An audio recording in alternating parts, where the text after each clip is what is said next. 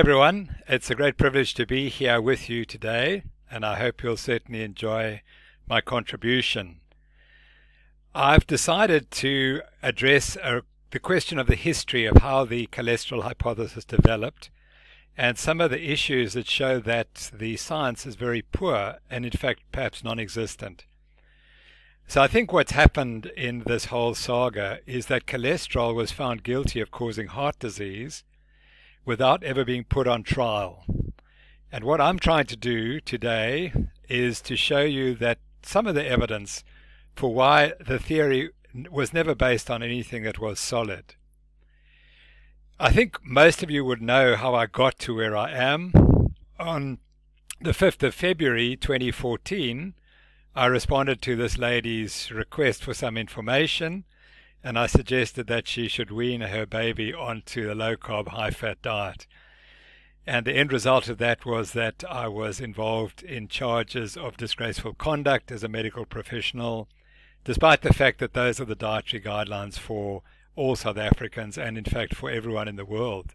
Those are the standard guidelines that you should be weaned onto a low-carbohydrate diet of real foods.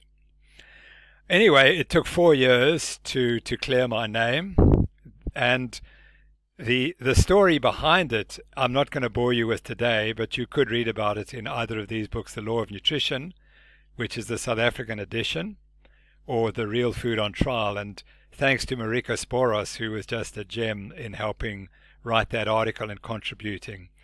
She did an astonishing job in helping me get the story across, and particularly the story of the trial.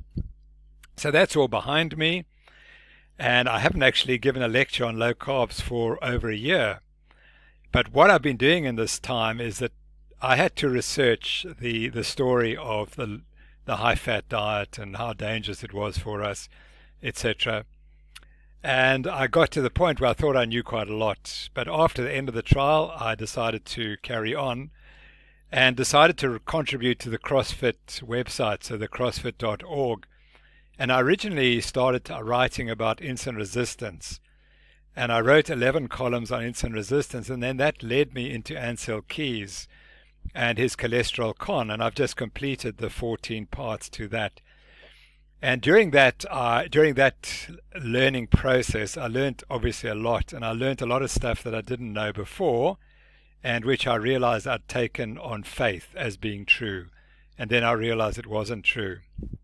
So the key to those columns is that there are 70 events in the last century that have caused us to believe that cholesterol causes heart disease.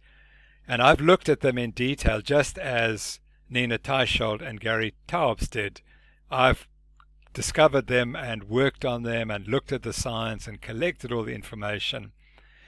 And then I decided, well, there were 20 stories that the diet dictators who prosecuted me didn't want you to know. And I'm not going to go through all 20, but I'm going to choose the top 10 that I think are really relevant. Because once you've looked at those top 10, then you'll realize what a scam it's all been. So let's start with number 1. And number 1 will shock everyone, I think, because the claim I make here is that the true cause, and we call the true cause the causa vera, of atherosclerosis or coronary heart disease is unknown. So how can anyone make that suggestion? Well, the answer comes to me after reading these 2 articles by Stephens and some of his other work. And he questions, are you dealing with the cause, i.e. the causa vera, or are you dealing with just a reason for the disease? And he says the problem is the epidemiologists have misled us because they've confused cause and reasons. And until you dissect the two and take them away from each other, you're not going to get it right. So epidemiologists confuse cause with the reasons why a clinical disease has developed and ignore subclinical disease, but cause and reason are not synonymous. For cause to have real meaning in science, it must be the sole requisite without which the disease cannot occur. That's critical. Others too have stressed the need for specificity, including Claude Bernard, the great famous French biologist, who argued that it was important in medicine to differentiate between cause and associated or predisposing factors, because anything else would be denial of science in medicine. And he defines the cause must be both necessary and sufficient for the disease to occur. And that's crucial. But the real point is that if you remove the cause, the disease disappears. So if you think you are treating the cause and the disease doesn't disappear, then you're not treating the cause. You're treating one of the reasons. And that's where we've got it so wrong, because the epidemiologists have told us that there are multiple factors causing coronary artery disease, coronary atherosclerosis, because that's how they look at the problem. But the reality is, until you can reverse the disease completely, you don't understand the cause. So that's exactly as Claude Bernard said. Indeed, proof that a given condition always precedes or accompanies a phenomenon, and that's epidemiology, associational studies, the conditions and the phenomenon, that doesn't warrant concluding with certainty that a given condition is the immediate cause of that phenomenon. It must still be established that when this causal condition is removed, the phenomenon will no longer appear, and that's critical. So if we've got a disease like coronary artery disease and we think we know the cause, once we initiate and act against the cause, the disease must disappear. If it doesn't, we don't know the cause. For proof of causation, elimination of the supposedly causative factor must be followed by elimination of the condition being studied. So key is differentiation between causative and non-causative factors is essential. And this is a key point. Reduction in incidence rather than elimination of the disease precludes a causal relationship. So if you think you're treating the cause, but all that happens is the incidence of the disease reduces, but does not disappear, you haven't found the cause. Critical, you haven't found the cause. So elimination of the cause eradicates the disease, and that's the definition. You have to eliminate the cause to eradicate the disease. So cause must be used as the sole prerequisite without which the disease does not occur. So saying that a particular condition contributes, then it's not a cause, it's a reason. Risk factors are not causes unless proven by other means, i.e. risk factors are reasons, they aren't causes. And so much of what we teach as factors that are associated with coronary heart disease, they are reasons, they're not causes.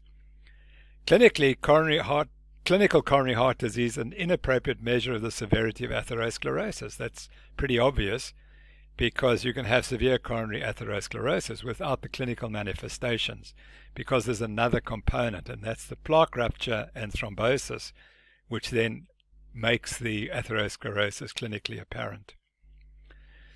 So he concludes misuse of cause, risk factors, and coronary heart disease have led to the multifactorial concept of the etiology of atherosclerosis.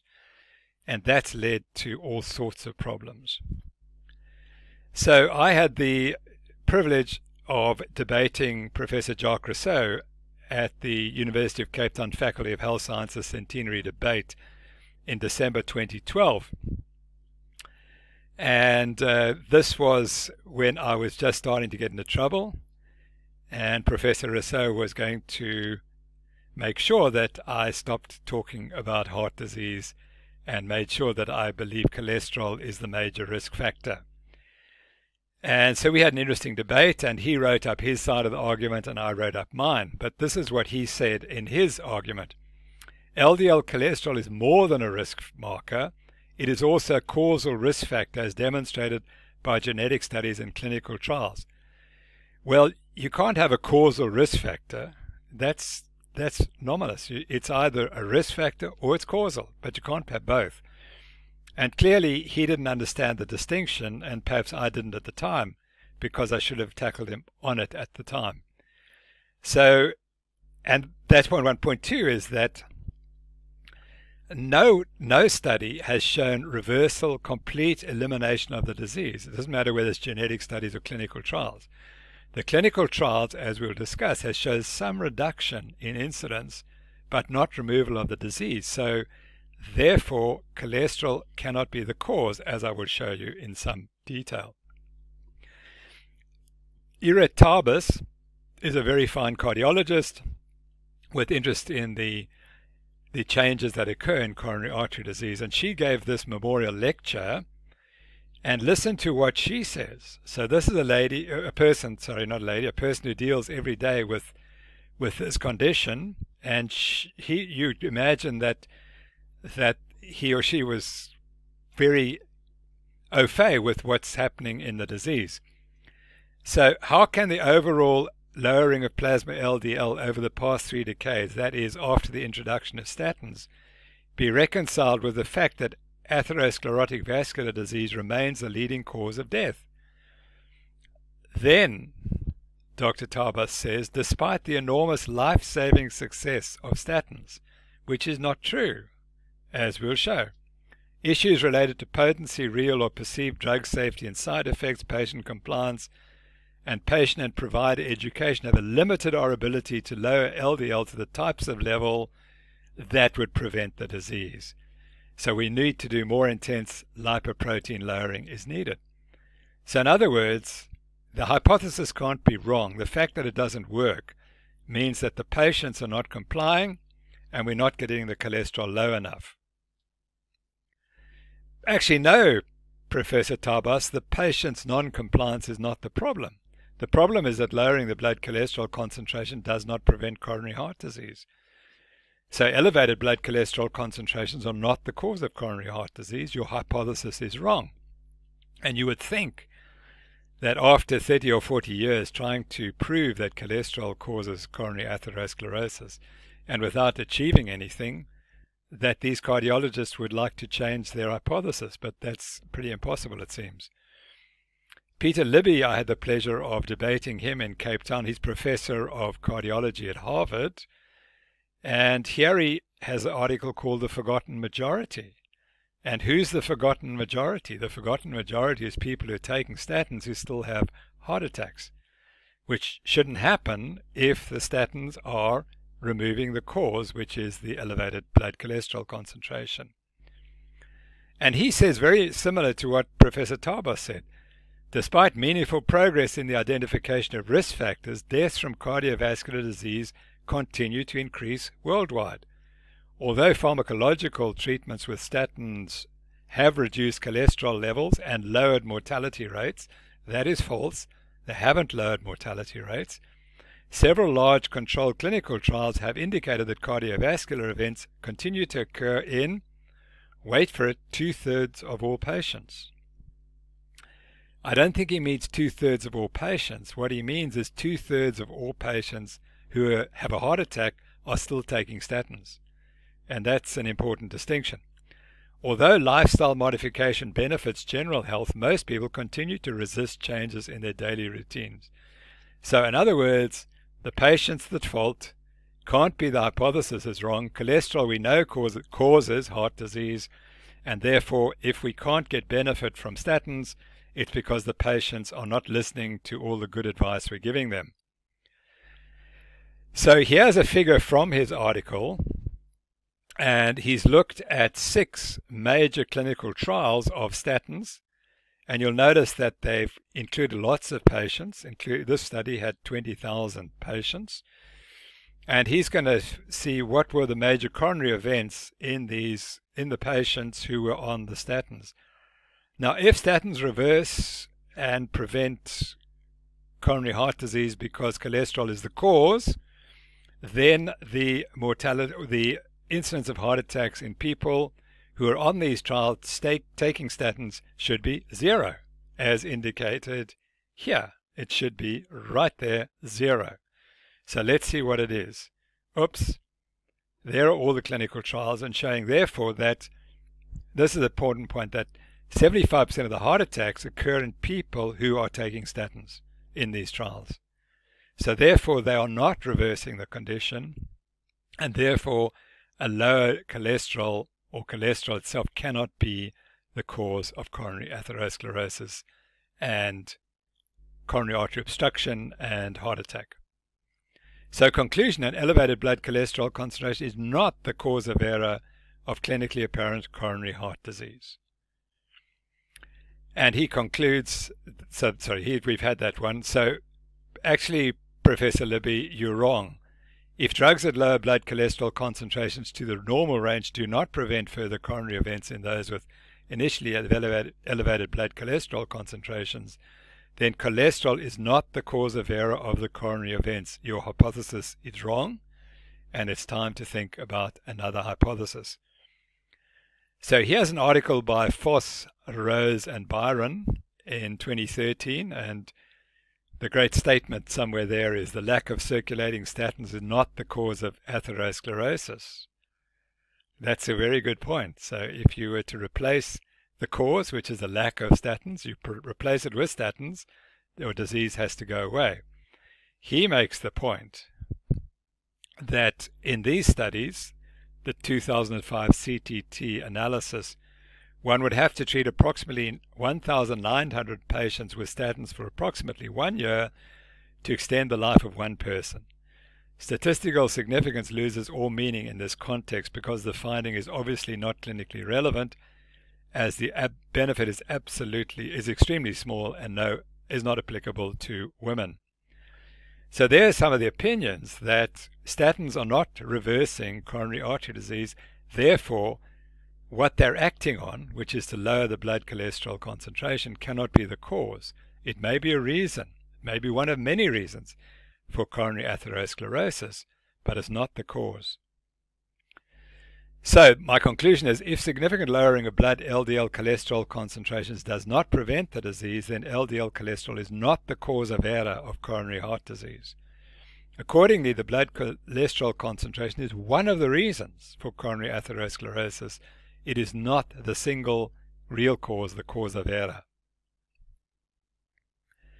Since no one other than Dr. Fred Kumerow, who we discuss later in this series, has an alternative explanation, I conclude that the cause of coronary atherosclerosis is and remains unknown.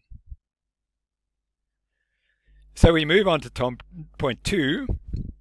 And my second point, which again I didn't know because no one had ever told me, and one had to dig deep to find it, was that John Goffman was actually the person who developed the diet, heart, and lipid hypotheses, and his ideas were then stolen by Ancel Keys. So here's John Goffman on the left in the 1960s, when he had become known as the father of clinical lipidology, because he had developed the ultracentrifugation technique, which had allowed him to identify the different lipoproteins in the bloodstream. He got so disillusioned with the field that in the 1970s he moved on and went and looked at the dangers of radiation, particularly X-ray radiation to humans, and became a world authority and won all sorts of awards. So here's a man who had 2 careers, and you have to ask, why would he change his career from getting this award in modern medicine to going into the studies of a completely separate field? And the answer, I believe, was that he was driven out of the field by Ancel Keys, and he realized that the field was going in the wrong direction. And I'll explain exactly what I mean by showing you what his work showed. So remember that Ancel Keys really starts talking about the diet, heart, and lipid hypotheses in 1953. But in 1956, here we have an article of which John Goffman is the first author, titled Evaluation of the Serum Lipoproteins and Cholesterol Measurements as Predictors of Clinical Complications of Atherosclerosis. So he had real data in 1956, long before Keys had even turned his thoughts to how he was going to get these data. And he was the person who gave us these different lipoprotein families. And just to remind you of the different lipoproteins and their constituents, I just want to remind you that the VLDL has made a large contribution from triglycerides, whereas LDL has a major contribution from cholesterol. And it's really important because what we're going to show is that Goffman realized very early on that LDL was increased somewhat in people eating higher fat diets, but he also recognized at the same time that triglycerides in the VLDL lipoproteins was increased by carbohydrates. And he gave equal measure, in my reading, to both of those as potential causes of coronary heart disease. And it was Keyes who wrote out the carbohydrate story, as I'll show you. And ultimately, on July the 1st, 1965, the carbohydrate story was completely lost, as they were whitewashed and health washed by some Harvard professors who were bribed to do it, but we'll get to that. In the meantime, we need to remember that Keyes and Goffman differed in that Keyes did not consider that carbohydrates contributed anything to heart disease. So here's a diagram of what Goffman was measuring. Goffman was measuring the flotation rates of the different lipoproteins, and you can see on the top are the specific lipoproteins, VLDL. So that's wrong. It should be, it's very low density lipoproteins. The intermediate density lipoproteins, low density lipoproteins, and high density lipoproteins. And the flotation numbers, which was what he worked on, he differentiated a group that were from 0 to 20 and from 20 to 400. And this is the size of the different lipoproteins. And in blue is their concentration in the bloodstream. So you'll see that the LDL is the most prevalent lipoprotein. So he focused on the 0 to 20 and the 20 to 400 flotation rates. And he showed early on that the 0 to 20, which is the LDL and the IDL, is increased by dietary fats, whereas the 20 to 400 is increased by dietary carbohydrate. And that's critical, as I'll show you. So here's a paper in 1950, long before Keyes has ever considered the diet heart hypothesis. And this is the information that the article includes. Individuals of both genders with myocardial infarction displayed a very high frequency of occurrence of the SF10 to 20 molecules in the serum, and that is LDL cholesterol, as I showed you. And the presence of these molecules supports the hypothesis of their association with atherosclerosis, and that is the lipid hypothesis described in August 1950 by Dr. Goffman. A group of patients prescribed a strict low-fat and low-cholesterol diet for periods of 3 months to 3 years had lower concentrations of the LDL class than either normal or other myocardial infarction patients, and that is the diet heart hypothesis. So there they are, described in 1950. So by 1950, Goffman had already formulated the diet heart and lipid hypotheses, and Ancel Keys was nowhere to be seen. Goffman in 1954 published an article saying that he had worked out something called the atherogenic index, and that was based on the flotation rates and the concentrations of the different lipoproteins in people with heart attacks. And he said, according to his units, if you had more AI units, then your risk of heart disease was increased.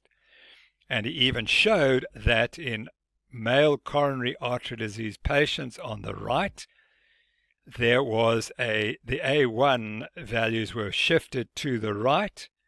So you can see the mean values at about 100 compared to about 70 in patients who did not have coronary artery disease. So that again is the lipid hypothesis, showing that he measured something in blood that he linked. It was a lipoprotein pattern that he linked to increased rates of coronary heart disease. He wrote 2 books. This was one of them. The other one was What Do We Know About Heart Attacks? These books were written for the general public, and I couldn't get the copy of the cover of the 1960 article, so I've used the one that I do have on the left. And this is what he wrote in the book on the second book I mentioned. In many individuals, the risk of coronary heart disease comes primarily from the SF20 to 400 lipoproteins. For such individuals, any attempt to lower heart attack risk by shifting from animal fat to vegetable fat would be illogical. For such individuals, the preventive efforts would have to be directed towards lowering the carbohydrate intake, which will on the average reduce the SF20 to 400 lipoprotein levels. And remember, the 20 to 400 lipoproteins are the VLDL triglyceride-rich concentration. So he understood that the lipoproteins, the triglyceride-rich VLDL, is influenced by the carbohydrate content of the diet. And he was the first to appreciate that. There were many others who subsequently realized it, but he was one of the first. So here's another publication of his diet in the prevention and treatment of myocardial infarction, published in the American Journal of Cardiology, 1957. And in this article, he took a single patient who'd had a heart attack, a myocardial infarction survivor, and on the patient's usual diet, which was not low carbohydrate, the patient had increased concentration of triglycerides, the SF20 to 400 lipoproteins, but the concentration of cholesterol was according to the black columns. The patient then went on a low carbohydrate, 100-gram carbohydrate daily diet, and you'll notice that triglycerides rapidly fell and stayed low for the duration that the person ate 100 grams of carbohydrate daily. Cholesterol values did not change. Despite this, the atherogenic index, notice, fell as well. That's in blue. So according to Goffman, this patient had benefited even though his cholesterol had not reduced. His cholesterol had stayed the same. His triglycerides had fallen. And so he said a massive fall in the serum SF20 to 400 lipoprotein levels occurs on the low carbohydrate diet without significant changes in the LDL levels. Accompanying this fall in lipoproteins is a highly marked and favorable reduction in the atherogenic index value.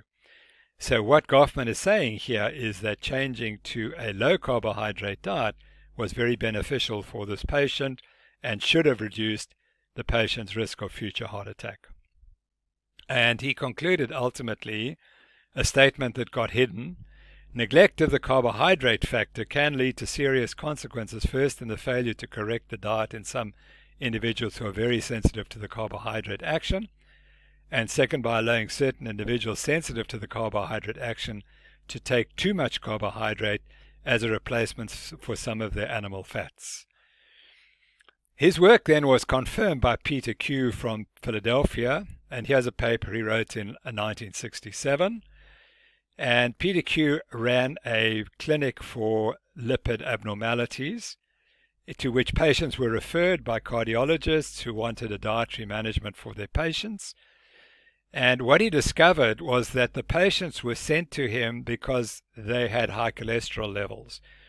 And he was able to differentiate between those who had essential familial hypercholesterolemia, who were the minority, only 8%, from those who had hypertriglyceridemia as the primary problem, associated in some with hypercholesterolemia and others with not with hypercholesterolemia. So here you see 28 patients, or 9%, had high triglycerides but a normal cholesterol, but the majority of patients had a high cholesterol and high triglycerides. So here we move on, and he says, although the majority of patients with atherosclerosis in this series were referred to us for the investigation of hypercholesterolemia, only 8.4% were found to have essential familial hypercholesterolemia. More than 90% were found to have carbohydrate-sensitive hypertriglyceridemia with or without hypercholesterolemia. Thus, it's reasonable to assume that with proper dietary preparation and appropriate laboratory studies, a high incidence of carbohydrate-sensitive hypertriglyceridemia could be demonstrated in persons with atherosclerosis. And so this is one of the first studies to suggest that. He then showed that if you took patients with carbohydrate-sensitive hypertriglyceridemia and put them on a low-carbohydrate diet, you notice that their triglyceride levels fell dramatically, whereas the cholesterol levels also fell, quite surprisingly. He then took 64 patients over 16 months and confirmed that if you had carbohydrate-sensitive hypertriglyceridemia, your triglyceride levels could normalize during that period, and cholesterol levels also dropped a little bit. So he concluded that since patients with carbohydrate-sensitive hypertriglyceridemia suffer primarily from disorders involving exaggerated biosynthesis of triglyceride-rich lipoproteins from carbohydrates, carbohydrate restriction should constitute a feasible form of treatment. For practical purposes, it's necessary to eliminate all dietary sugars, sucrose, fructose, and lactose, on account of their high lipemic insulin-stimulating effects and low satiety value as compared with starches, or to lower carbohydrate consumption to about 500 calories per day, which is about 120 grams of carbohydrate. He also found that the sensitivity to simple carbohydrate is widespread among both healthy and atherosclerotic populations. In persons on an ad libitum American diet, lipogenic activities from simple carbohydrates appear to vary from low levels in young girls to very marked degrees in patients with atherosclerosis who are sensitive to carbohydrates, with apparently healthy men somewhere in between. So he's recognizing insulin resistance as a driver of hypertriglyceridemia and showing that with age it gets worse, and also a gender effect. So he concludes that the role of this variable cellular response to carbohydrates in human atherosclerosis, as reflected by a rise of very low density lipoproteins and serum triglyceride levels, deserves further and more intensive investigation. And this never happened, and I'll show you why. Because on November 1967, the New England Journal of Medicine published a paper from three Harvard professors saying that carbohydrates were healthy in heart disease and fats were unhealthy. And we'll get to that. But this was the end of the debate.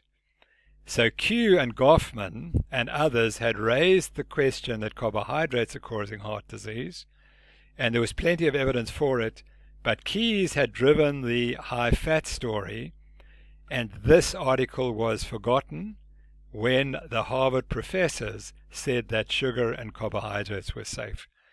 So this never happened, and instead the focus shifted to cholesterol and the role of dietary fat in the causation of coronary atherosclerosis. And that is the further story that I'll be picking up in the second half of this lecture.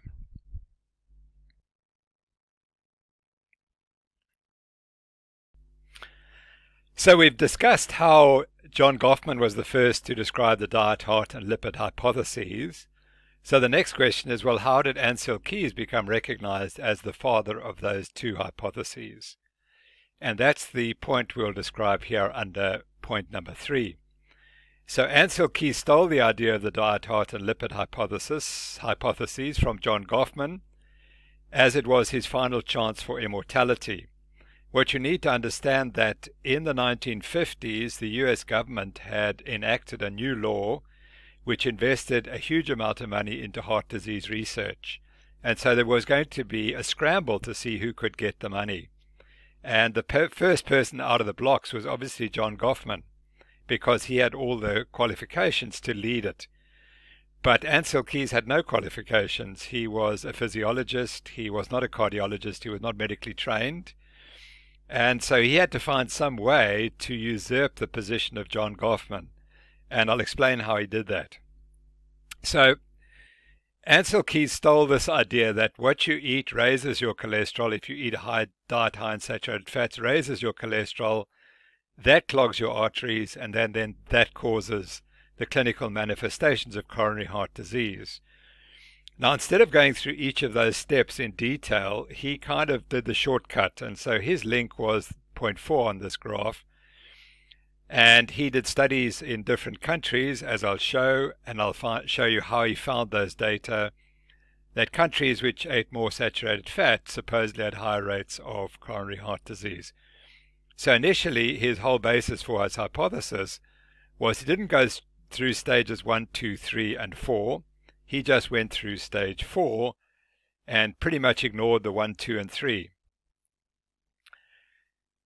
So he developed his models on the basis of association epidemiological observational population studies that suggested that link, and that was the basis for the model.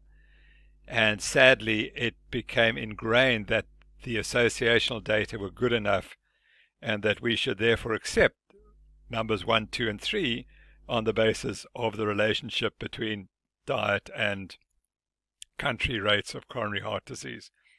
So here's the famous graph that he developed, and in which he had a relationship between the percent calories from fat and the CHD death rates in those countries. Now the question is, where did he find those data? And the answer is he was glancing through some information one day and he came across this WHO Annual Epidemiological and Vital Statistics document, which had these two graphs. On the left was the relationship between fat and heart and deaths, and on the right was calories from animal protein. And he then took out the 6 red dots, as you can see, and he excluded the relationship between calories from animal protein, which you can see appears to be a rather better relationship. So he collected his 6 countries, and that's where he got the data from the World Health Organization. So someone else went and looked at the consumption of visible animal fat in all the 22 countries, and he showed that there were 2 clusters, one with a low consumption of visible animal fat and another with high animal fat consumption. And Keyes very cleverly selected 4 countries from the low visible animal fat consumption, and he chose the 2 countries with the highest visible animal fat consumptions, the 2 countries with the highest rates of heart disease, which also happened to have quite a high rate of saturated fat intake. So on the basis of all those 7 countries, he came up with his remarkably exponential graph. But you can see that had he chosen some of those countries, he might have found it a little more difficult to find that relationship. In 1955, these 2 workers, Jerez-Shalmi and Hillebogue, wrote a paper which was the result of a conference at which Keyes spoke, and these 2 professors spoke.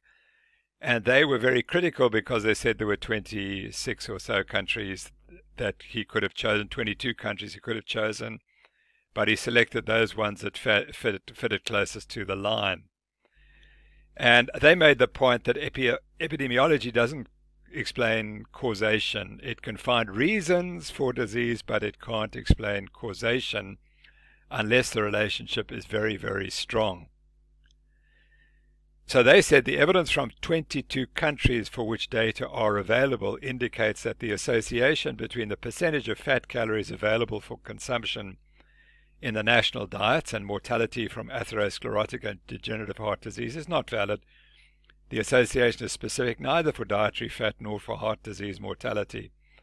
And they showed that there were a number of other correlations which were rather stronger. So they concluded clearly this tenuous association cannot serve as much support for the hypothesis which implicates fat as an etiological factor in atherosclerotic and degenerative heart disease. The tragedy, as everyone knows, is this became the basis for the low-fat theory that eating a low-fat diet will prevent heart disease. And it was, as these scientists pointed out, it wasn't acceptable evidence. So to prove their point, in their paper, they took 6 countries and they showed an inverse relationship between the deaths from stroke and the consumption of fat calories. So that Japan, who had the highest rates of stroke, had the lowest rate of calorie fat from calorie consumption. What's really interesting is that in all these studies, Japan is always chosen to anchor the left side of the graph. And Japan's a very interesting country because it has high rates of stroke, but low rates of coronary heart disease. And we'll come back to that later. So the point that the scientists were making was that if you look at associational data, you can come up with any relationship you want. And they were trying to make the point that how can Japan if cholesterol is a key issue and fat intake's a key issue, why does Japan have a high rate of stroke and a low rate of heart disease, whereas the United States has the opposite relationship? I was reading this book recently, and Alice Stewart is one of the world's famous epidemiologists who was never recognized properly, largely because she was a woman and she was working in Richard Dole's laboratory, and he didn't think much of her, and he was in competition with her. You remember that Richard Dole was the epidemiologist who found evidence that cigarette smoking causes cancer. Well, she found from her own studies that low-level radiation given to a fetus in the mother's womb causes an increased risk of leukemia in childhood. And it was a phenomenal finding, probably Nobel Prize winning stuff, but she wasn't ever really acknowledged. And in the book there's this paragraph. And so I say, epidemiology ain't so simple, Ansel. This only looks simple, but it's far from simple, and it amazes me, Alice Stewart, that people think they can just count a few things, make a few correlations, that they can just step into epidemiology from another subject, be a physicist or something, and then become an epidemiologist overnight. Epidemiology requires a great deal of skill and training. And that's the truth. And the truth is that Keyes did not have that training. He simply came across this World Health Organization document. He usurped it as his own, and that kicked off this whole story that cholesterol causes heart disease. So here we have the relationship, and I'm going to focus a little bit on Japan because Japan is such an interesting country. Japan has to anchor the left side of this graph. So what you would think, of course, is, well, Japan must be doing pretty well in heart disease rates. They're pretty low. There's nothing more they can do to make it lower. Well, it turns out they did do something, and they reduced their rates of heart disease lower. And what they did was the exact opposite to what Ansel Keys said they should do to lower their heart disease rates. And this is a fundamentally important finding, because Keyes used Japan as a crucial part of his story. But yet, in the years since he drew this graph, heart disease rates have gone down in Japan as they've increased their fat consumption. So that in itself destroys his hypothesis. And I might add that on this graph, Italy has shown the same response. They have also increased their fat intake and their heart disease rates have gone down, as have Spain and Switzerland and a couple of other European countries.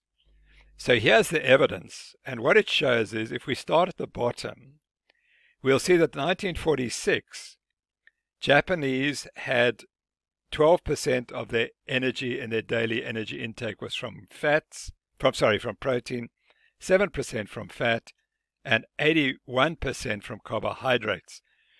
And then if we look on the second curve, you'll see that the carbohydrate consumption has fallen, and that's registered on the bottom graph. You'll see that the calories from carbohydrates went from 80.6 to 59.2. And what's happened to replace the carbohydrates? Well, total energy has gone up slightly, but fat and protein from animals has gone up. So if we look here at the yellow curve in the third from bottom graph, you'll see that fat from animals has increased from the 1950s to the 1990s. Other fat sources have increased as well, but also protein from animals has increased substantially. So the fat consumption of the Japanese has gone from 7 to 25% during this period. Here's the data for carbohydrate intake, and you can see that total grains and rice have gone down, potatoes and wheat potatoes have gone down, wheat stayed pretty much the same. You'll see that some of the fruits have come up. Confectionery has increased initially and has dropped down again, and sugar has stayed pretty constant since the 1950s. But notice fish consumption has gone up, milk and dairy produce has gone up, meat has gone up, and eggs have gone up. Now, these are exactly the foods that Ansel Keys says we should be avoiding to prevent heart disease. So this evidence here is good enough to disprove his hypothesis. Now, what happened to cholesterol in Japanese during this period? That's the blue line at the bottom, and you can see in the men and in the women, it's gone up substantially to become the same as other countries. These are 6 or 7 other countries in which cholesterol has been coming down since the 1980s. And despite this, heart disease rates have not gone up in Japan, they've come down, and so have the stroke rates, which is relatively remarkable. Now, because the Japanese are such an interesting population, a large number of studies have been done on Japanese living either in Japan, and that's called the Nippon component of this title, in Honolulu, Hawaii, or in San Francisco, California. So this is the Nihon-san study. And this was designed to show what happened when the Japanese went to live in Hawaii or California.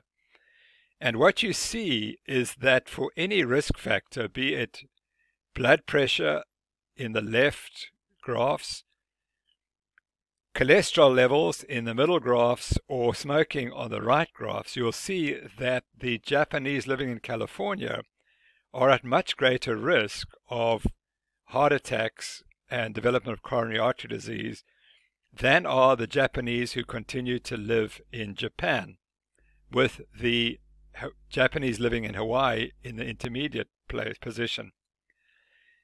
And this occurs across all the risk factors at any level of risk, which we can't explain, because this tells you that there's something in the environment which we aren't measuring, which is linking to their risk of heart disease. So this disproves the idea that risk factors carry all the evidence, i.e. blood pressure, cholesterol, and smoking carry all the evidence we need to know about a person's risk for heart disease. It's very clear that they don't.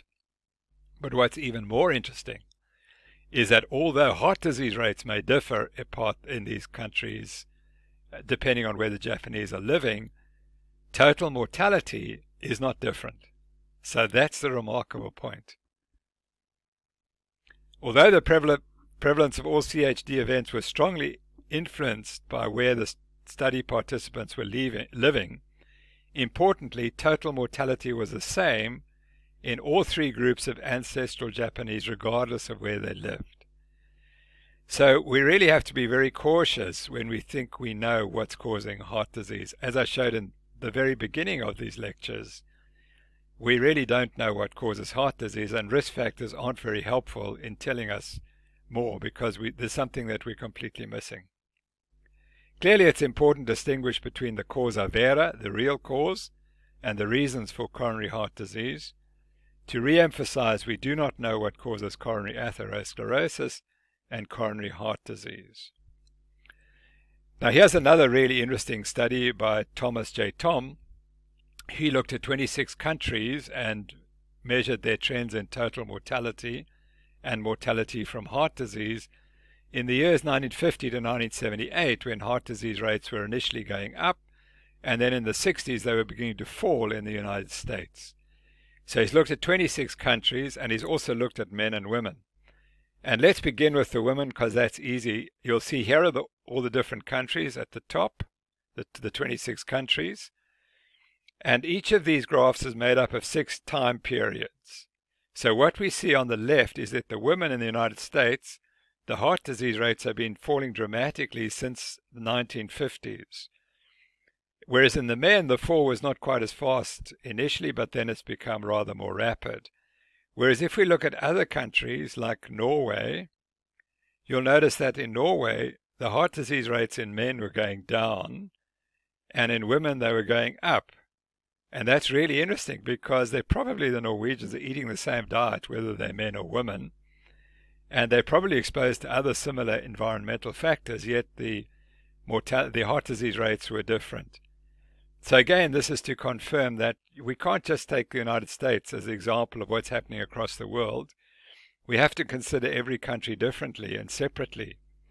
And Keyes really perhaps didn't do that, because he was suggesting that there was one size fits every country. And what this shows is not only is it not one size fits all for each country, the men and the women are different. Again, confirming that epidemiology is misleading if we're going to think that we can take a singular example of one country and apply that evidence to all other countries. So now point 4 is that Keyes had come up with his hypothesis in the 1950s, and it had been very widely accepted and really had been incorporated by the American Heart Association and the National Institute of Health. And they were funding his research, the research of this idea. As I'll show subsequently, at the time that Keyes was promoting his ideas in the 1950s, the late 1950s, there were two competing theories.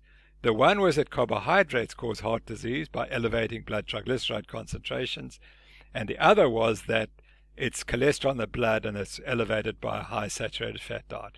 And they were equal. But the US government, for reasons that I'll explain, threw out the sugar story and the carbohydrate story and stuck with Keyes's theory. And what really was so instrumental was in 1977, George McGovern's Senate committee came together, and because they were about to be disbanded, they decided they had to do something. And they chose to lay down dietary guidelines for all Americans. And that was catastrophic, because that stopped the debate. Once the government had said this is what you have to eat, despite the fact that there was much debate about whether those guidelines were correct or not, once they'd laid down the guidelines, they were immutable. And that we see even today, because as I speak, the 2020 dietary guidelines are about to be released, and it's very clear that they still don't look at all the evidence. So the essential basis for Keyes' hypothesis is the diet of the average American changed radically after about 1910. And what I'm going to show to you, because that was the evidence that McGovern used to say that we have to change diet to what we should be eating, which is what we used to eat in America, which was our diet high in cereals and grains. And the point is, it was never that. That was never the case. So in fact, the major chain of Americans in the past 100 years is the one that is ignored. So here we have Senator McGovern in front and his committee. They met over a few days and drew up these guidelines, which became so influential. And here was McGovern on the first day of the commission. This is what he said. The simple fact is that our diets have changed radically within the last 50 years with great and often very harmful effects on our health. These dietary changes represent as great a threat to public health as smoking. Now, smoking by then was accepted because the data had shown that it was a factor. So then he continues, too much fat, too much sugar or salt can be and are linked directly to heart disease, cancer, obesity and stroke, amongst other killer diseases. And that's not true, because there was no data at that time to say that fat and sugar and salt had been linked to all these diseases. In all 6 of the 10 leading causes of death in the United States have been linked to our diet. They may have been linked, but that's by association. There was no proof at that time that the diet that's high in fat and salt and sugar is the one that's the problem. Now, another person who was very influential in the US at the time was Jane Brady, and you can see she wasn't a fan of the low-carbohydrate diet. She promoted high-carbohydrate diets. And she said within this century, the diet of the average American has undergone a radical shift away from plant-based foods such as grains, beans and peas, nuts, potatoes and other vegetables and fruits, and towards foods derived from animals, meat, fish, poultry, eggs and dairy products. So she's confirming what Senator McGovern was trying to say. The problem was, what was the evidence base for that statement? Had the Americans really changed the diet in the way that Brady and McGovern had claimed? Well, let's look at the rise in total heart disease, and that's in red, and you'll see that the rise starts in about 1900 It peaks in the 1950s and then starts to fall. If we remove the infectious and other causes of heart disease, so we talk only about coronary artery disease, you can see that the rise seems to start in the 1940s and then comes down. But this value must have started rising here in the 1920s. And as we know that heart disease, there's a latency period of at least 30 years. So that means the diet must have changed in about 1890. That's where the change should have occurred. Included on this is just for everyone's sake to realize that the stroke rates have been falling, so just from the 1900s. So the same, if the diet's the cause, here's a diet that causes heart disease but protects against stroke. And no one ever mentions that point. We're always told that the biology of stroke and heart attack is the same. But how can it be the same if the same diet, and if diet's the cause, the same diet's preventing strokes and causing heart disease? That's an anomaly that people fail to address. Nina Teicholz, in her brilliant book, from which I garnish so much information, as we all do, she has this graph, and she goes back and she says, well, if you go back to the 1800s or before, Americans had to be eating mainly meat because they hadn't started growing grains when the Americans first arrived in North America. They can't have been eating grains and fruit and vegetables. They had to have been eating meat killed locally. So she collects the data and shows that, or argues that the total meat consumption was higher in the 1800s than in the 1900s. It fell further to 1940. And remember the heart disease epidemic, the factor must have changed in about 1890 here. So you've got a falling meat consumption and a rising heart disease rate. Subsequently, the consumption of meat has gone up, total meat, because of the increase in poultry. It's not because of the increased consumption of red meat. So if you want to find a meat that's causing heart disease, you have to look at poultry, and Keyes and his colleagues never focus on that point. Mary Enig is one of the great scientists who's also been under-recognized. She was very interested in trans fats and the problem that trans fats cause to human health. And in her paper, she says total fat consumption in Americans has definitely increased from 1909 to the 1970s, but animal fat consumption has stayed pretty much the same, as you can see.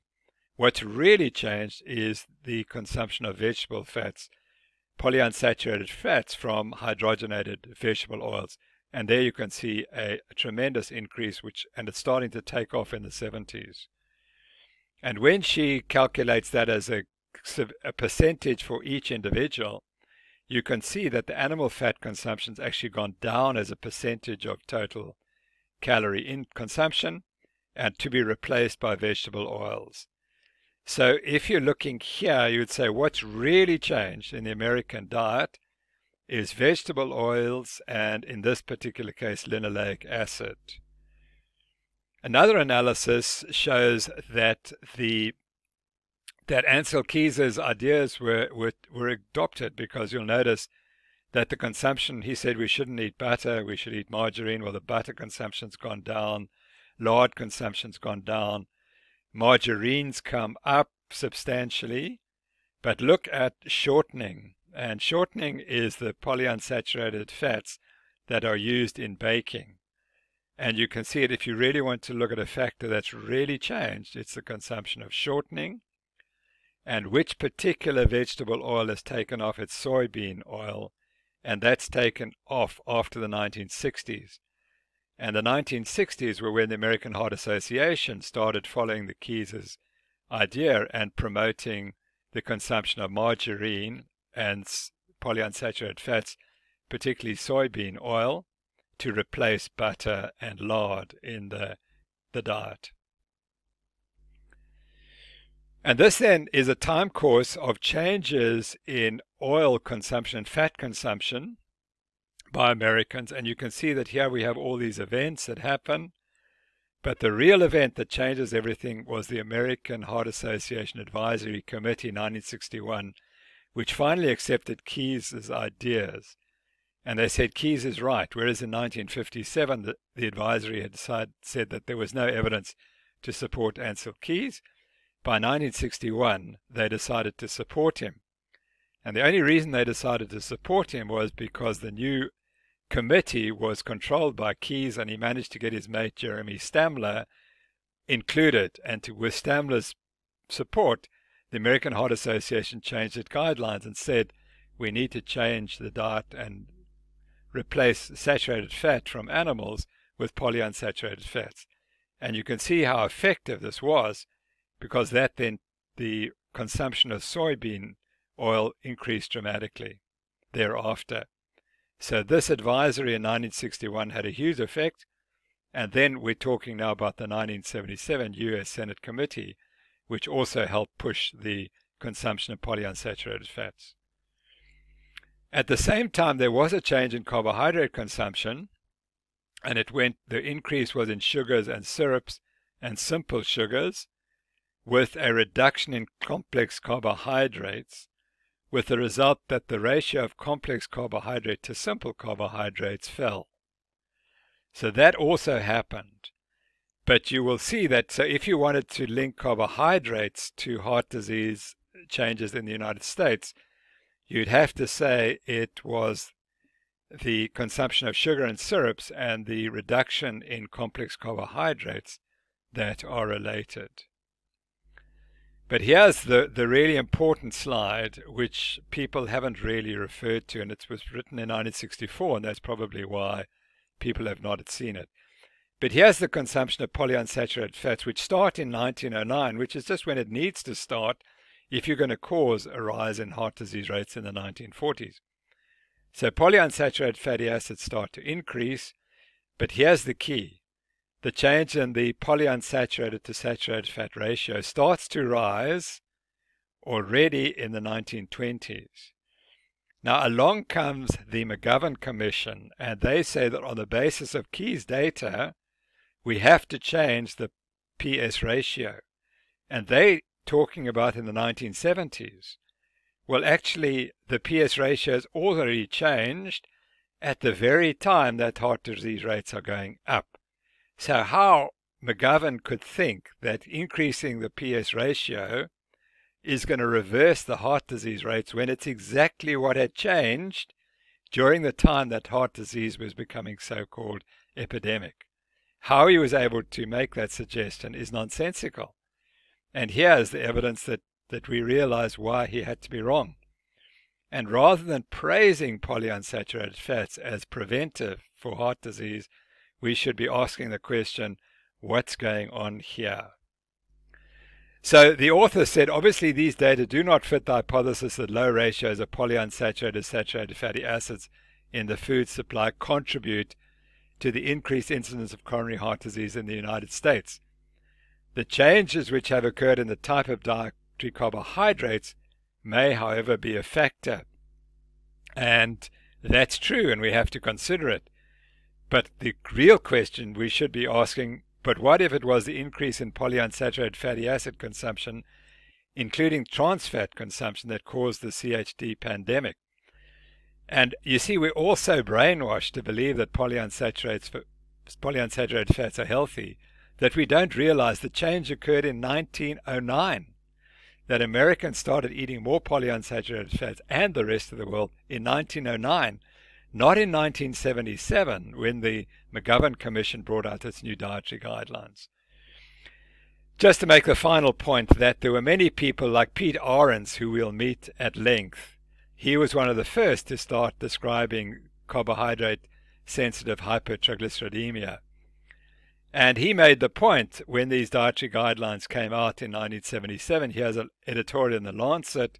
He said, a trial of the low-fat diet recommended by the McGovern Committee and the American Heart Association has never been carried out. It seems that the proponents of this dietary change are willing to advocate an untested diet to the nation on the basis of suggestive evidence obtained in tests of a different diet. Their logic is presumably justified by the belief that benefit will be obtained vis-a-vis coronary heart disease prevention by any diet that causes a reduction in plasma lipid levels. So what he's saying is that there were data at the time of these dietary guidelines being produced or introduced. There were studies of changing saturated fat for polyunsaturated fats, but no one had ever tested a low-fat diet. And in the rest of the lectures, I will be focusing on those studies where they've changed either the polyunsaturated fat to saturated fat ratio, or where they've reduced the saturated fat content of the diet, to see, did those studies ever, subsequent to this acceptance of these guidelines, did those studies ever prove that we should have adopted these dietary guidelines?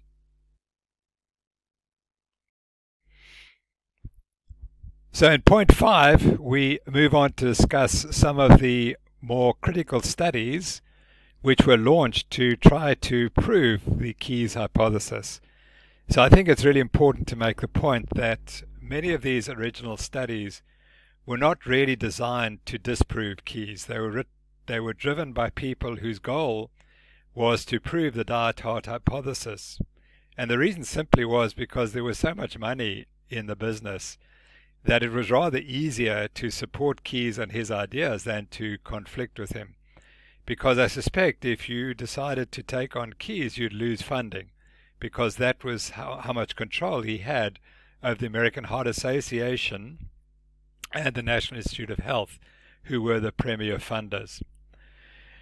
So in the early 1960s, Keyes did his first randomized control trial, the Minnesota coronary experiment, which was a remarkably good experiment in which, as I'll show you, he changed the diets of certain institutionalized patients, and it was meticulously done. The problem was that the study disproved his hypothesis, so the data had to be hidden. Those data were then subsequently recovered, and that we call the recovered Minnesota coronary experiment. And then that exposed the so-called Sydney diet-heart study, which was also recovered, and that also showed that the data had been hidden because it disproved his hypothesis. And then the Women's Health Initiative, which I go into in some detail, a $700 million experiment, which also disproved the low-fat diet. That also had to be hidden. The findings had to be hidden. And so that's why most people do not know anything about these 3 trials.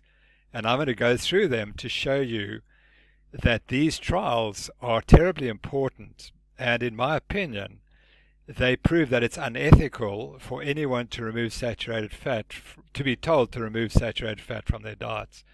So that if you're a clinician and you advise people to replace saturated fat with polyunsaturated fats, these 3 studies show that's unethical because it'll do harm.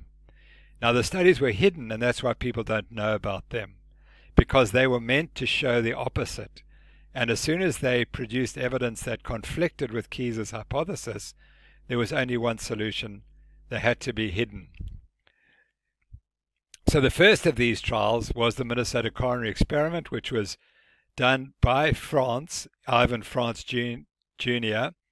Interestingly, Keyes was the premier researcher, but his name doesn't appear here, which is really interesting. But he drew up the trial, and he raised the funds for it, but his name doesn't appear. And that's something that I've never understood why that should be. This study was completed in 1976, and the data were presented at a cardiological conference, presumably the American Cardiological Society, in 1976. But the data were only published in 1989. And remember, 1976 was 1 year before the McGovern Commission released its findings. So the question is, what was the impact of this study not being published in 1976 and only being published in 1989? So here was the trial: a large number of men and women living in Minnesota mental institutions. Half were assigned to a diet with reduced content of saturated fat, and the other half were assigned to the diet with the same total fat but with more saturated fat. Now notice, this is not a low-fat diet. This is a diet high in polyunsaturated fats. And this was therefore not a study of the low-fat diet, which was the one that we're told to eat. This was of replacing saturated fat with polyunsaturated fats. Subtle but important point. So here is the intervention diet and the control diet, and they had the same amount of total fat, but much less saturated fat in the intervention, much more polyunsaturated fats, pretty much the same monounsaturated fats, and much less cholesterol. And so this trial then went for about 5 years, and subjects were followed for 4.5 years, and then the results were reported. But the data were known in 1976, but they only get reported in 1989. And here was the graph published in 1989, and you can see on the left is the percent of subjects, both men and women, without events, and you can see it looks pretty much the same. But on the right is a survival curve, and if you look carefully, you'll notice that the survival curve for the control group is better. And so at the end of the experiment, there are more people alive on the control diet than in the treatment diet, and the change seems to occur after about a year and a half. That's where the two lines start to differentiate. And remarkably, there were more deaths in the treatment group than in the control group. So anyone looking at this graph, as I've shown it to you there, would have to say these are not equivalents. The treatment group are doing worse than the control group. But that was not how it was reported. And it said, although the study did not show a statistically significant reduction in cardiovascular events or total deaths from the treatment diet. Now, why would you say that first? Why would you say, although it didn't? Why wouldn't you just say these are the results? But they don't. And that's the problem with all these diet studies. They're trying to make sure that they always prove that the diet works. So therefore, if it doesn't work, it's a surprise. So then the authors suspect that it might have shown such a reduction if the period of treatment had been longer in persons in the age range likely to benefit. We included persons of all ages, both men and women, with an average cholesterol concentration of 207 milligrams per deciliter compared to much higher values in other clinical trials. So what you notice in all these trials is that the authors would always tell you why the study didn't find what it was expected to find, but that is not science. Science is you test an hypothesis. If the data don't fit the hypothesis is wrong, and you start all over again with a new hypothesis. But I'll show you this is something that these researchers could never do because their funding was so dependent on them finding for the diet and then continuing the funding sources, because anyone who found opposite to that would lose their funding. So there's no way they were going to chance their careers and end their careers by finding in favor of a diet higher in saturated fat. Well, eventually Dr. France died, and his son, who's a medical doctor, was going through his house, his father's house, and discovered all the records from the Minnesota coronary experiment. And he decided to get in touch with Dr. Ramsden, who he knew could analyze the data, and he sent them to Dr. Ramsden. And then Dr. Ramsden went through them and produced the recovered Minnesota coronary experiment data. But this was what the interview Anna O'Connor wrote at that time in 2016 when the data were first reported. So what was the result? Despite being one of the largest controlled clinical dietary trials of its kind ever conducted, the data were never fully analyzed, and that's absolutely true. It was a brilliant study. It was very well conducted. The younger Dr. France said his father was probably startled by what seemed to be no benefit in replacing saturated fat with vegetable oil. When it turned out that it didn't reduce risk, it was quite puzzling, he said, and since it was effective in lowering cholesterol, it was weird.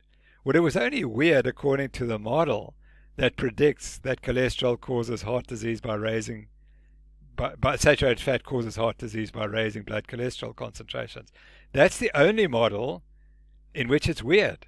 If you're a proper scientist, when you see something as weird, you say, well, the hypothesis is wrong, we have to change it. One would expect that the more you load the cholesterol, the better outcome, Dr. Ramsden said, but in this case, the opposite association was found. The greater degree of cholesterol lowering was associated with a higher rather than a lower risk of death. And he then published, Dr. Ramsden published the Minnesota coronary experiment, the recovered Minnesota coronary experiment, and here was the major finding of that study, that if you were over 65 years, you did much worse if you were on the diet. And so you can see the cumulative proportion of deaths was increased in the linoleic acid group compared to the control group.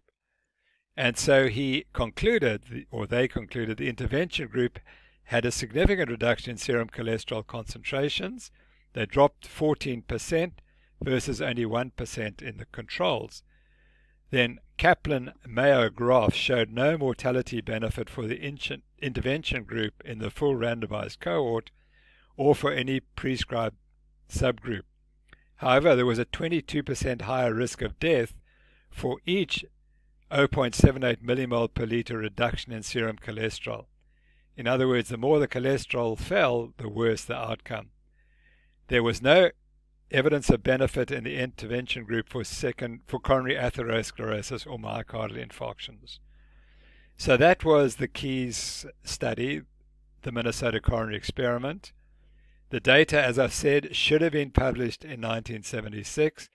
They were only published in 1989, which was long after the dietary guidelines had changed the guidelines and said we should eat more polyunsaturated fats. And the point is, as in an interview Daisy Zamora said, if this study had been published in 1976 when it should have been, i.e. 1 year before the Dietary Guidelines Committee of Senator McGovern had come up with their new guidelines, they couldn't have produced those guidelines. Because people would have said, but hold on, you've done a clinical trial, it disproves your hypothesis, how can you now force the Americans to change their diets on the basis of a diet which we now causes harm? It couldn't have happened. So that's why this study was so important that it should be suppressed.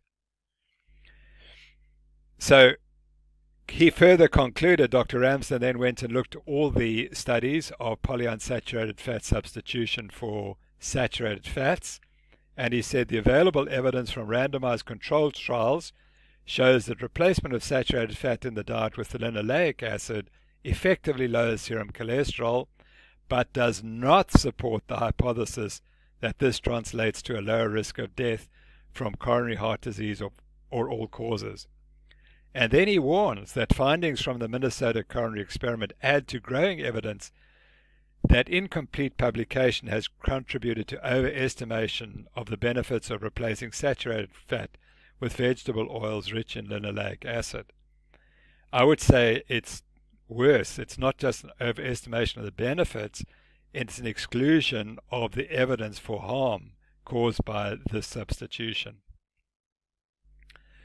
So the next study to be recovered was the Sydney Diet Heart study, which was started in 1966, and the early publication came out in the 70s. And here's, of course, the Sydney Opera House, and it says here the Sydney Diet Heart study ended in 1973, the same year when the Opera House was opened. And then it took another 40 years before the real evidence from the study was published, and again it was the recovered Sydney Diet Heart study. So here's the original study. 458 Sydney men, middle-aged men with heart attacks, were randomized. Half were assigned to a reduced saturated fat diet and half were assigned to a self-selected dietary behavior. They basically could just continue to do what they like. And the intervention group replaced dietary saturated fat from animal fats, common margarines and shortenings with omega-6 linoleic acid from safflower oil and safflower oil margarine. So again, this is not a low-fat diet study. It's a study of replacing saturated fat with polyunsaturated fats. The control group were just told to keep eating, but they could replace butter with margarine if they so wished, which is interesting because that shows that there was already accumulating pressure for people to eat margarine instead of butter. and they were studied for 2 to 7 years. And here's the paper of the outcome, and it's published in 1978. There we have it, published 1978. And this is the conclusion. Survival was slightly better in the second group. Now that's really interesting, because which was the second group? It was the control group. He didn't say survival was slightly better in the control group, because that you'd have to read the article to know which was the second group. But if it said control group, then everyone would have known. Multivariate analysis showed that none of the dietary factors were significantly related to survival. Prognosis was determined largely by the extent of coronary and myocardial disease, as judged by the usual clinical parameters. Recreational physical activity had a strongly favorable influence on survival, and I'd argue that's probably associational. In other words, the healthy people are the ones who are more likely to survive and more likely to be exercising. It is concluded that because of multiple changes in lifestyle, men who have had myocardial infarction are not a good choice for testing the lipid hypothesis. And they explained because weight loss, reduction in cigarette smoking, increases in physical activity, and other readjustments may well have more important beneficial effects than changes in dietary lipids. So again, it's another explanation why they didn't find what they wanted to find. Well, here are the data. So this comes from the original article in 1978, and it shows that survival in the control group is somewhat better than in the intervention group. And here's the problem. There were 28 deaths in the control group, but 37 deaths in the experimental group. So that may or may not be significant, but it has to mean something. That there's clearly no benefit in this diet, and there may well be harm. Well, the harm was eventually identified by Christopher Ramsden and his team, who did the same on this study as they did on the Minnesota coronary experiment. And they produced then 3 graphs of comparing the intervention versus the control group survivals for all cause. That's all cause death rates, and you'll see the death rates are higher in the intervention group. Cardiovascular disease, cumulative death rates, again, they're higher in the intervention group. And coronary heart disease cumulative death rates, again, higher in the intervention groups. So far from showing that there's no difference in the trials, this actually again showed that the polyunsaturated fats were harming the patients. And here with increased risk, if you were taking the intervention, 62%, 70%, and 4% increased risk. The risk is not great, again, because the risk is relatively small. So a large increase in risk doesn't actually reflect much change in risk to the individual. So Ramsden concluded, in this cohort, substituting dietary linoleic acid in place of saturated fat increased the rates of death from all causes, coronary heart disease, and cardiovascular disease. And then he included an updated meta-analysis of linoleic acid intervention trials showed no evidence of cardiovascular benefit. These findings could have important implications for worldwide dietary advice to substitute omega-6 linoleic acid or polyunsaturated fats in general for saturated fats. And that evidence has not been acted on. We still get the advice that we must replace saturated fat with polyunsaturated fats. But the trials which were meant to prove it proved the opposite, yet the public isn't told it. Then the third study, which is important, is the Women's Health Initiative, randomized controlled dietary modification trial between 1993 and 2005. And again, I'll show you that this was a very expensive study. This was the study that was going to prove that the low-fat diet prevents coronary heart disease, apart from many other things. It was going to be the Nobel Prize-winning study, and it was the final answer that the National Institute of Health and the American Heart Association were going to prove that they'd failed. The other studies had failed because they hadn't done enough. They hadn't have enough subjects, and they hadn't done a good enough intervention. So here was this trial. Listen to it, 48,000 postmenopausal women, 40 assigned to a low-fat eating plan, and 60% were just allowed to continue eating what they chose. The 40% now reduced their fat consumption from 20% and from saturated fat to 7%, and they increased fruit and vegetable intake to at least 5 servings per day and grains to at least 6 servings per day. So this was a test of the American Heart Association Heart Healthy Prudent Diet. Very important to remember that. This is a test of the diet that heart disease patients are told to eat. And it's a modern study, 1993. A lot of the complaints about the other studies that they were dated, but this is a modern study. So the poor old control group were just told to read the dietary guidelines for Americans as well as other health-related material. They had no contact with anyone, whereas this group had sometimes monthly interventions. So can you imagine organizing monthly interventions for all these people over a period of time? And then they were studied for 8.1 years. So this is an incredible study. It's unbelievable. If anything is going to prove one way or the other what the outcome is going to be, it's this study. So here's the study reported by Dr. Howard in 2005. And the conclusion was that the study did not significantly reduce the risk of CHD, stroke, or cardiovascular disease in postmenopausal women and achieved only modest effects on cardiovascular risk factors, suggesting that more focused diet and lifestyle interventions may be needed to improve risk factors and reduce CVD risk.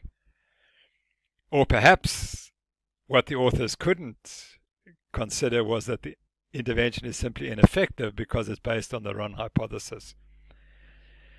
So one of the main organizers of this was Dr. Jacques Rousseau, and his comment was, "This study shows that just reducing total fat does not go far enough to have an impact on heart disease risk. While the participants' overall change in LDL bad cholesterol was small, we saw trends towards greater reduction in cholesterol and heart disease in women eating less saturated and trans fats." So this is a post hoc justification for why the study didn't prove what you wanted to prove. But actually, Professor Rousseau, you don't understand. If you understand the null hypothesis, you'll acknowledge that your team spent $700 million disproving the diet-hard hypothesis. Trying to justify that your study would have found in favor of the low-fat diet if only you'd spent another $700 million forcing your study subject to eat a zero-fat diet is post hoc reasoning. Proper scientists understand that the best approach to a study that disproves your own long-held beliefs is to acknowledge that you are wrong. And that, unfortunately, is something that's not possible for most of the people involved in these studies. The head of the National Institute of Health at that time, Professor Nabel, added her story. "The results of the study do not change established recommendations on disease prevention. Women should continue to work with their doctors to reduce their risk for heart disease, including following a diet low in saturated fat, trans fats, and cholesterol." Which is utterly astonishing. They might as well not have done the study, because the study is not hypothesis testing, it's purely used to advertise the low-fat diet. And what I've learned from reading these people's stories is that they will always, when they present the information, they will give the impression that the study worked. And they'll never say, actually, we were completely wrong. So actually, no, Drs. Nabel and Rousseau, the study disproved your null hypothesis. In real science, when the hypothesis is disproven, we have to come up with a new one and then attempt to disprove it. Science does not prove hypotheses. What I discovered in my debate with Professor Rousseau, the week before I had the debate, I was directed to the key to his study by Dr. Andreas Ehrenfeld, who's of course so well known as the diet doctor. And he said, "Did you see this statement hidden in the middle of the article?" And it says the hazard ratio for the 3.4% of the women in the study with cardiovascular disease at baseline was 1.26. What that means is at the risk of having a subsequent cardiovascular event if you started the study with heart disease was 1.26, was 26% higher if you were on the intervention diet. So the intervention diet caused harm to those people who started, the women who started the trial with heart disease. And that's exactly what you would expect. If the diet is harmful, it's going to harm the people who are most at risk. And those who are most at risk are those who have already established heart disease. So if the study had included, let's say, 20% of people with established coronary heart disease, then you might well have found that the diet was harmful, and it would have been more obvious and they couldn't have hidden it. So it's entirely predictable, as the high carbohydrate diet produces all the things we know: hyperinsulinemia, hyperglycemia, and hypertriglyceridemia in those who are metabolically vulnerable, as they are insulin resistant. So this is the canary in the mine, that the canary dies from carbon monoxide poisoning before the humans die. And these were the people who were most likely at risk. So I went then to look at the data, and what I discovered was, if you looked at this particular table, there was an anomaly on it. So generally, if we look very carefully here, we'll see this is people taking statins, and it says statin use no or yes, and then it says there was no difference. It didn't favor the intervention or didn't favor the comparison whether or not you took statins. So let's look at this. This would be yes, I'm taking statins, and it didn't favor the intervention, which was taking statins. So there was no benefit for taking statins. But that's not the point, because when we look at the diet in those people who had heart disease, we notice an anomaly. And the anomaly is that when we look to the left of the slide, we see a no, but there's no yes. So in other words, there's no report of what happened to those people with cardiovascular disease who had a history of cardiovascular disease and were on the intervention. It's not included. And then we look to the right and we notice that this dot is sitting here when it should be lower down. So there's something wrong. There's a line of text that is missing. And this is what's missing. The missing is the yes. And what happens is then you'll see, if you were on the diet, that's this dot now comes down here, and it favors the comparison. In other words, those people who were with a heart disease and who were not taking the diet. They were the control group. So in other words, if you had a history of cardiovascular disease, yes, and you were on the control diet, you did better than if you were on the intervention diet. Now that was missing from the data, and I pointed that out to Professor Rousseau in this article and suggested that he should change that and update that article. But that's not happened, and this is now 15 years after that publication. But it didn't end there, because the low-fat diet was also prescribed for people with diabetes on the trial, and it found that women with diabetes at baseline did experience adverse glycemic effects of the low-fat diet, which indicated that caution should be exercised in recommending a reduction in overall dietary fat in women with diabetes unless accompanied by additional recommendations to guide carbohydrate intake. And that's nonsense, absolute nonsense. What they should have said was that women with diabetes at baseline need to be warned that if they replace dietary fat with carbohydrates, their diabetes will worsen. So why can we not tell them the truth without such circumlocution? How could your conventional advice possibly be wrong? And that was the reality. They wouldn't admit that the conventional advice was wrong.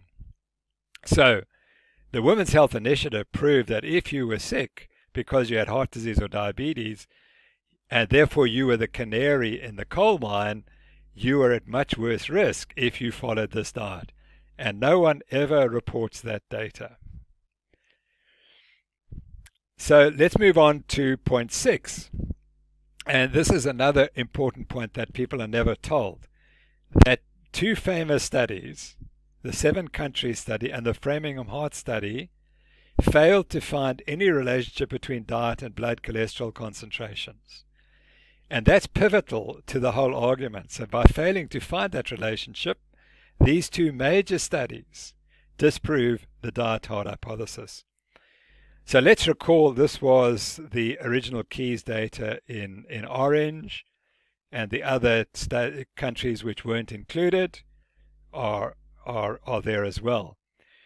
Now Keyes then decided to go and study 7 countries in more detail, and he chose those 5 countries, and he included 2 others, Greece and Yugoslavia, for a major study in which he looked at 12,000 people in those countries, measured their rates of heart disease, what they ate, and what their blood cholesterol concentrations were. And these were the 7 countries that were studied, and the individual dots would indicate that there were 5 different communities in Yugoslavia, 3 in Italy, 2 in Greece that were studied, and 2 in Japan, and 1 in the USA. So these countries were then studied to try to prop up the Keyes or prove the Keyes hypothesis. And let's recall that now what he was saying was, if I study the fat intake in 12,000 people and I measure their cholesterol levels and I check what the rates of heart disease are, then I've been able to prove my hypothesis. Now, what no one has ever told you, probably, is that this is the 3 pillars of the evidence on which Keyes' twin hypotheses are based. And they're a relationship between a diet rich in saturated fat and cholesterol, that is A, an elevated blood cholesterol concentration, that is B, and the presence of coronary heart disease. Now, whereas it's quite easy to do ward studies to show that diets rich in saturated fat and cholesterol cause elevated blood cholesterol concentrations, that's a nice experiment, and it can be easily shown, and we'd have to accept those findings. These associational studies are hypothetical because we don't know that that is actually what's causing that the elevated blood cholesterol concentration is definitely causing coronary heart disease, because as others have argued, there could be many other factors. Similarly, this is an associational relationship, a diet rich in saturated fat and cholesterol and heart disease. For example, if we go back to Keyes' original study, his argument would be that the Americans, I should say, have a diet high in saturated fat, and that's why they have heart disease, whereas the Japanese have a diet low in saturated fat, and that's what they have low heart disease rates. But to think that there's nothing else different in the lifestyles and everything else that goes into making heart disease between the Japanese and Americans is ridiculous. So that's an associational study. Now, what Keyes has been very good at doing is whenever they find that there is an associational relationship, they will trumpet that finding. But those findings are irrelevant if the diet doesn't cause the blood cholesterol to rise. That has to be the key. If you can't prove this relationship in these populations, then the other relationships are null and void. They're irrelevant. And so that's the point that I'm making here. That if in his studies he couldn't show that the diet caused the elevated blood cholesterol concentration, then everything else was moot and irrelevant. So here's one graph from one of his acolytes, Dr. Daniel Steinberg, who here's the data from those countries, and there's a lovely relationship between the median cholesterol concentration and the 10-year coronary deaths. Now remember, this is an associational relationship. He also showed an associational relationship between saturated fat in the diet and the 10-year coronary deaths, but it's not quite as clean. As you can see, there are some outliers that don't fit the pattern. And in fact, when other people, Smith and Pinckney, went and looked at all the data from all the communities and linked and listed on the basis of the percentage calories of saturated fat, going from 22% in East Finland to 3% in Tanushimaru, you'll see that the CHD rates weren't just a direct relationship. And all-cause mortality was also not as clearly related. There were countries that stood out, like here, the United States stands out, and this country stands out as having a very, very low, much lower than expected. And so when it was analyzed further, they noticed that there were these differences. So all these communities were eating the same amount of saturated fat by percentage. Their CHD death rates differ dramatically. So here, look at this one, but between Monte Giorgio and Crete, very big differences there. And then this was the same, that there was a small difference in saturated fat consumption of 1%, but large differences in coronary death rates. So very, very dubious. The relationship might, in the overall group, the relationship might be there, but when you took individual communities, you could see that it all broke down completely. And so therefore you can't have an hypothesis which is disproved by this sort of analysis. But so now, as we're reading through Dr. Steinberg's article, we're looking for the third relationship, because he's shown us this relationship, he's shown us this relationship, but he hasn't shown us this relationship in the 7-country study. Where is this relationship? So I provided it for you. So here are the data from the 7-country study showing the relationship between the percentage dietary calories from saturated fat and the 10-year mean blood cholesterol concentrations. And oops, sorry folks, you can't see these data, because the data showed that there was no relationship. There was no relationship. So the basis for the triangulation of effects is not there. Therefore, the other effects are mute. They're irrelevant. So the study showed, the hidden finding of the 7-country study was that individual serum cholesterol concentrations were unrelated to the composition of the diet. And that you can download from the internet from this article if you want to check it. And when you read the article, you'll see how they tried to circumlocute that and say what the reasons why they couldn't find this relationship. But if the relationship is not there, then it is not there, and it's time that people understood that. Now, the other very important study, which shows exactly the same finding, is the Framingham Heart Study. And I've got, at great length in my CrossFit columns, gone into the Framingham study to show you what it did and what it didn't show. But what it did show, which was also never reported because it was hidden, was that there was no relationship between individual diet and individual blood cholesterol concentrations in this population. And this was eventually acknowledged. And here's an article on October 30th, 1970, in the news, the Framingham Natick News, 1970. And remember, the Framingham study hadn't been going long when this was found. And so this is the person, George Mann, who was directly involved in the study, but who resigned eventually because he realized it was a scam and that the important data was being hidden. So detailed medical histories were recorded on a subsample of about 1,000 subjects in the Framingham study by Miss Georgiana Pearson. She did 3 years spent interviewing these people. It was a meticulous enterprise. The data clearly showed no relationship between dietary intakes of either fat or cholesterol and the subject's level of cholesterolemia or their experience of coronary heart disease. So there you go. The Framingham study disproves the Keyes hypothesis, but you will never, ever, ever hear that statement. These dietary data were never properly published because the findings were contrary to the position held by the National Heart, Lung and Blood Institute. That's the organization that runs the Framingham study. To withhold that information is a form of cheating. Nevertheless, the Framingham study, now a 40-year longitudinal study of risk factors for CHD, has failed to show that any measured dietary behavior is a risk factor for coronary heart disease. These dietary data were never properly published because the findings were contrary. And, sorry, when he made that comment, this went over like a wet blanket with my superiors at the National Institute of Health because it was so contrary to what they wanted to find. They wouldn't allow us to publish the data.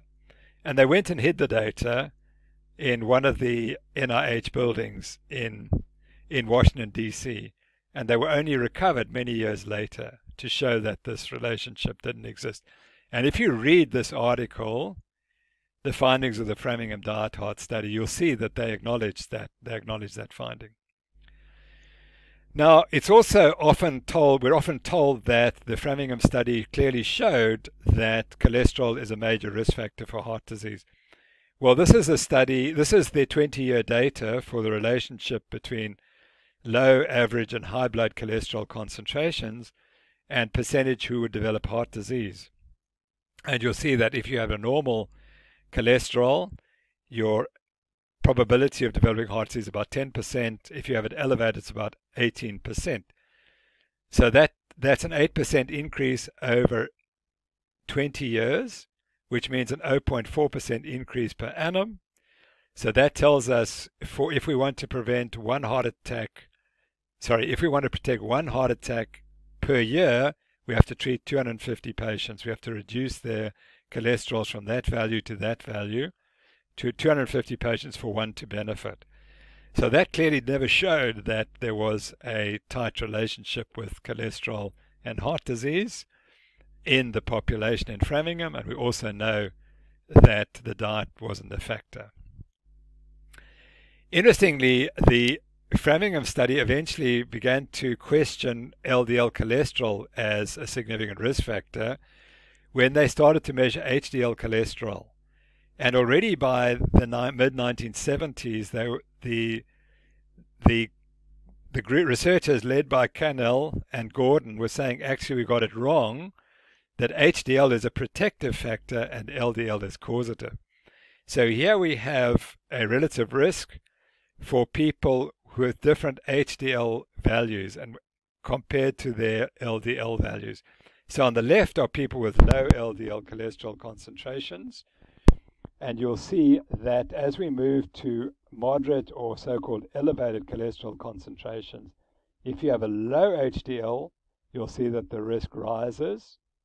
Whereas if you have a high HDL cholesterol concentration, the risk rises very little, and the intermediate values are intermediate. So they then begin to realize that actually it's not the LDL that's the key factor in this. The HDL is protective, or that's how they saw it. They then started publishing these sorts of graphs, and here we're relating the LDL cholesterol concentration, or the total cholesterol concentration, which I'm showing here on the x-axis, and on the y-axis, as it were, this is the HDL cholesterol, and it's increasing HDL concentrations from left to right, and it's increasing cholesterol concentrations from left to right. And we always start with the highest columns, and the highest columns occur in those people who have normal to elevated total cholesterol concentrations. So that's the relationship there. And you'll see that even if you have a low HDL cholesterol concentration, it doesn't matter what your cholesterol is, your risk is high. But as we move to the right, as the cholesterol, LDL cholesterol rises, the HDL cholesterol the risk for heart attack is zero. It's not increased. I'm just confused. I apologize. These figures, the numbers are wrong here. What's happened is they've just been repeated from there, and I've not checked it before. So you'll just have to believe me that these are low total cholesterol, and that's high total cholesterol. So what it shows is as your HDL cholesterol rises, your risk of heart disease goes down. And the best group doesn't matter if you've got a high or a low total cholesterol, your HDL cholesterol will be protective. And then here's another graph, which here we've got the cholesterol values are correct. And so if you're concerned, those would be the same values from the previous slide. This is a later study. It shows exactly the same. To repeat, if you have a low HDL cholesterol at any total cholesterol value, your risk is high. At a high HDL, the cholesterol value makes no difference. They then went further and said, right, what happens if you have triglyceride values which are either low, medium, or high, and you have low HDL, medium HDL, or high HDL cholesterol? And what they show that there is an interrelationship, so that it's very best to have low triglycerides, low or medium triglycerides with high HDL cholesterol. And the point here is that there's no one in this group who has a high HDL cholesterol who also had high triglycerides. And so that's the point. That indicates, all of you will know, that people in this group are highly insulin sensitive because they have high, they wouldn't be. They wouldn't exist because you can't have high triglycerides and high HDL. Doesn't exist. And similarly, you can't have a low HDL and low triglycerides. They don't fit either. So this is a complex slide, but it shows that triglycerides influence the outcomes as well. And so they were slowly moving towards understanding that, in fact, to determine risk, you have to look at both HDL and triglyceride concentrations. Now, the final study that has really put it all together is the insulin resistance study in the Framingham offspring. These are the children of the original Framingham cohort. And they were studied for the relationship between insulin resistance and dyslipidemia and coronary heart disease. And this is what they showed, and it's rather complex, so we'll go through it clear differently. So in each group, they divided them into 4 different groups. And then this is the cumulative incidence of coronary heart disease events. Now, they've divided the people on the basis of their HDL cholesterol concentration on the left and the level of insulin resistance. And on the right, it's the triglycerides and the level of insulin resistance. And what they show, if you have a low HDL cholesterol and your insulin resistance, your risk is extremely high. Whereas if you have a high HDL cholesterol and you, on other tests, you're not insulin resistant, so you have a low fasting insulin and low fasting glucose, you would then be at very low risk. And you can see the difference is enormous. It's a 6-fold difference at least. So this group is insulin sensitive with high HDLs, and they are protected. And on the right graphs, we see the same, that if your triglycerides are high and your insulin resistant, then your risk is high. Where if your triglycerides are low and you're not insulin resistant, your risk is again about 1/6 of the risk of the insulin resistant person who's eating a high carbohydrate diet and therefore has high triglycerides. So their conclusion that in this community-based sample exclusive of diabetes, incident cardiovascular heart disease risk associated with plasma HDL cholesterol or triglycerides was significantly increased only in the presence of insulin resistance. So this really shows that the Framingham heart study ultimately showed that it's insulin resistance which increases your risk of coronary heart disease. And the original idea that it was cholesterol alone that was causative, or it was HDL that was protective, has now been sorted out. And it's the insulin resistance that is the problem.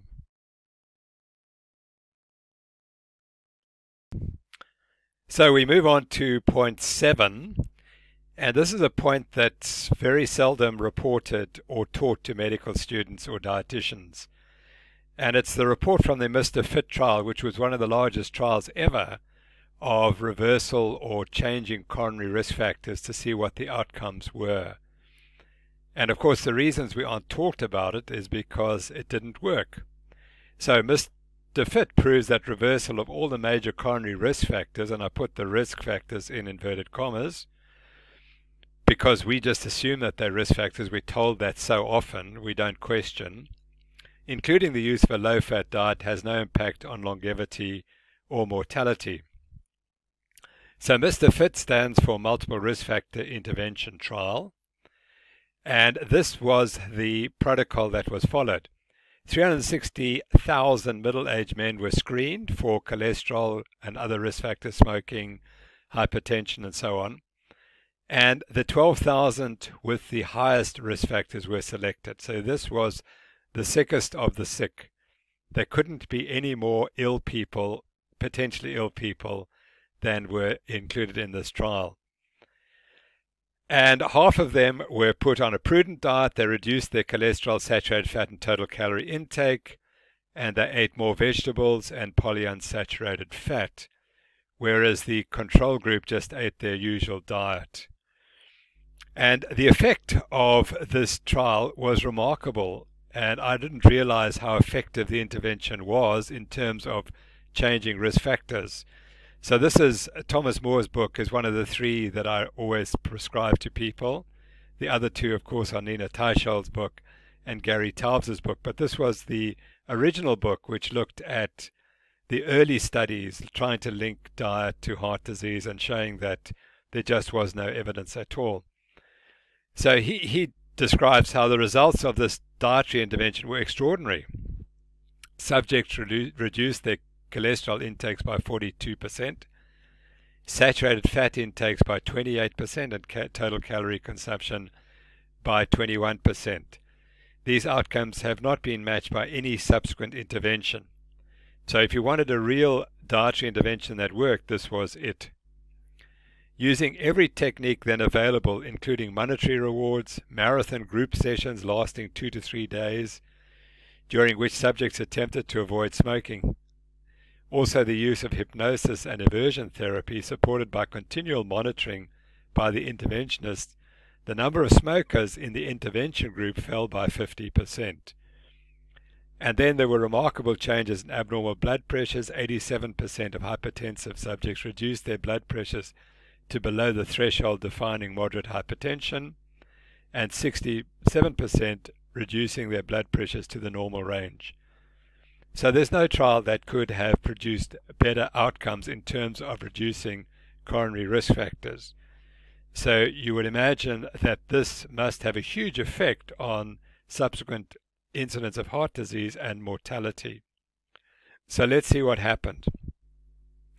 Blood cholesterol concentrations fell in both groups because the control group also were rather good at lowering their cholesterol. They reduced their smoking, and their hypertension was also quite well reduced in the control diet. After 7 years, 265 died in the treatment group. So clearly they're going to have to be more in the intervention group, but there weren't. There were 260 died in the control group. And the major conclusion from this study was that the cessation of smoking was the only intervention that influenced the outcome. So the conclusion of this multi-billion-dollar study was it's a good idea to stop smoking. And the other risk factors didn't seem to have any impact on subsequent risk. Now, it's obvious that lowering blood pressure, particularly if you don't use medication, must reduce risk. And the same with smoking, it must reduce risk. So the question is, well, did something else that the group did harm them? Was it the dietary change that harmed them and prevented any benefit from being shown by the reduction in smoking and the reduction in hypertension? When I looked through the data, it's really interesting that to show that the cholesterol values in this study, we'll come back to that, they didn't really show much increase in risk. So in other words, if you look at this, these are the highest values compared to the lowest values. You'd say, gosh, well, that's quite a big increase in risk from say 15 up to about 40 units. But then you look at the units and it's per 10,000. And that's so that this is a minuscule increase in risk, which we'll come back to. But what does increase risk is having diabetes. That's clearly what makes a difference. And so if you have a high cholesterol and you have diabetes, then your risk is about threefold greater. Whereas if you don't have diabetes, raising cholesterol increases your risk, let's say twofold. But you must remember that the risk is low, so doubling of risk is small. So even trebling risk is quite small. Nevertheless, it's very clear that diabetes produces more risk in this trial than does an elevated cholesterol concentration. Now, these data were published by Stamler and Cannell, and Stamler and Cannell were both involved in the Framingham study, and they inherited the Mr. Fit trial as well, and they were very strongly committed to cholesterol being the major risk factor for heart disease. So when they looked at the Mr. Fit data, they produced this graph which suggests that risk rises and CHD deaths also rise. Sorry, total deaths increase and CHD deaths also increase with increasing cholesterol concentrations. The only problem was that they used unequal interval scales. So here they lumped everyone below 182. This group had a range of about 20 milligrams per 100 ml. This was also about 20. This was also about 20. But here there was an unequal distribution because this included many people with very high values. But what was of much more interest was the data was subsequently reanalyzed, and people questioned what's going on at the low level of cholesterol. And ESO published this data in the New England Journal of Medicine 3 years later. And ESO was independent. He hadn't been involved in the other trials. He hadn't been involved in the Framingham study. And see what he noticed. He noticed that total deaths actually rose at low cholesterol. So Stamler and Cannell had collapsed these data into this point here, and so they had avoided the identification that low cholesterol was as dangerous and as high cholesterol in this group. And the same for CHD deaths, actually, there was no difference. That didn't seem to make a difference. So at low cholesterol, there was clear evidence that total deaths were increased, but Stamler and Cannell chose to hide that fact. The next person who used this information was Grundy, Scott Grundy, who was one of the first people to start promoting statin use. And so he was very biased towards the idea that cholesterol levels are important. So he published this important and influential paper in 1986, and it's essentially the same data. Here's the mortality rate, and it seems to be going up very, very steeply. And then he looked at the CHD risk, and you'll see here the risk for a high cholesterol is fourfold a low cholesterol. So that was the message that was spread around the world, that an elevated cholesterol risk increases your risk fourfold. But the question is, well, what does that really mean? Because again, no one noticed that this is per 1,000 patients. And so the annual death rate for people with a low cholesterol excuse me, was 0.25%, and for a high cholesterol was 1.35%. So this fourfold increase really was of no particular consequence to anyone with a high or low cholesterol. For the simple reason that even if you increase risk fourfold, from a low risk it went up to a slightly less of a low risk. But Grundy used this information to startle the world, and which was very convenient because in 1986 was just before the statin drugs were about to be released. And so this paper caused the population to begin to believe that it was very important that you should lower blood cholesterol concentrations.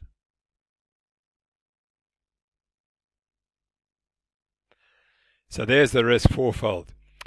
And then what he next did was to draw the same graph as he has the coronary heart disease risk on the right side, and there it goes, as he's indicated, goes from 0 risk if your cholesterol is low, which of course is wrong because that may be coronary heart disease, but all-cause mortality is going up at this end. But he conveniently ignored all-cause mortality, as they tend to do. And so he said here, when you are with a cholesterol of 7,76 millimoles per liter, or 300 milligrams per deciliter, guess what? 100% of your coronary artery surface area has atherosclerosis. So that's the graph. There you go. From these data of cholesterol levels and a small increase in risk, he says the problem is as your cholesterol goes up, your coronary atherosclerosis goes up. And so that once your cholesterol is 300, you got 100% atherosclerosis, which is nonsensical. That's never been shown. But again, this is what was allowed to be spoken about and promoted in the 1980s because of the fear of cholesterol and the knowledge that statins were about just around the corner.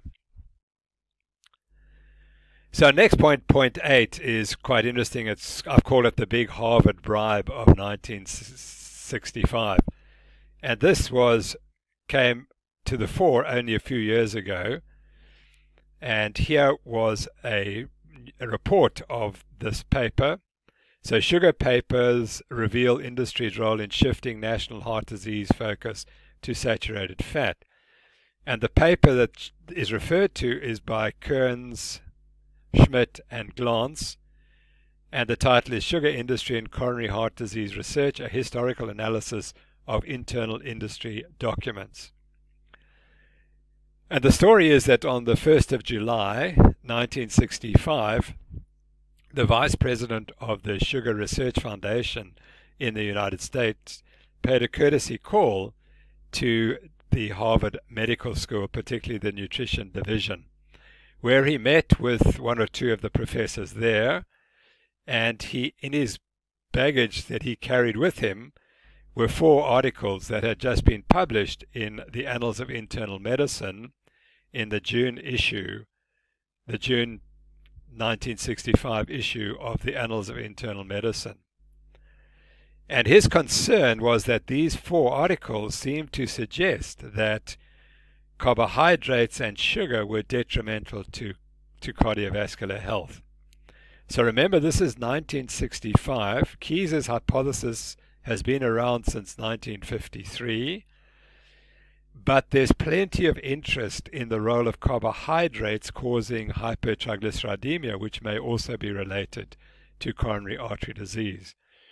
So the first of these 4 papers was by Ostrander and colleagues, and they reported that an elevated blood glucose concentration, even in the absence of diabetes, was at least as good a predictor of future CHD risk as was the blood cholesterol concentration. The second paper was by Frederick Epstein, who interestingly was one of Keyes' premier acolytes and who became one of his greatest supporters. But clearly in 1965 he wasn't quite so convinced. And he was involved in the very famous Tecumseh study, which is an epidemiological study of an entire population. And they also showed in the Tecumseh study that there was no relationship between the diet and blood cholesterol concentrations in that population. And that's one of about 20 or 30 studies showing exactly the same thing.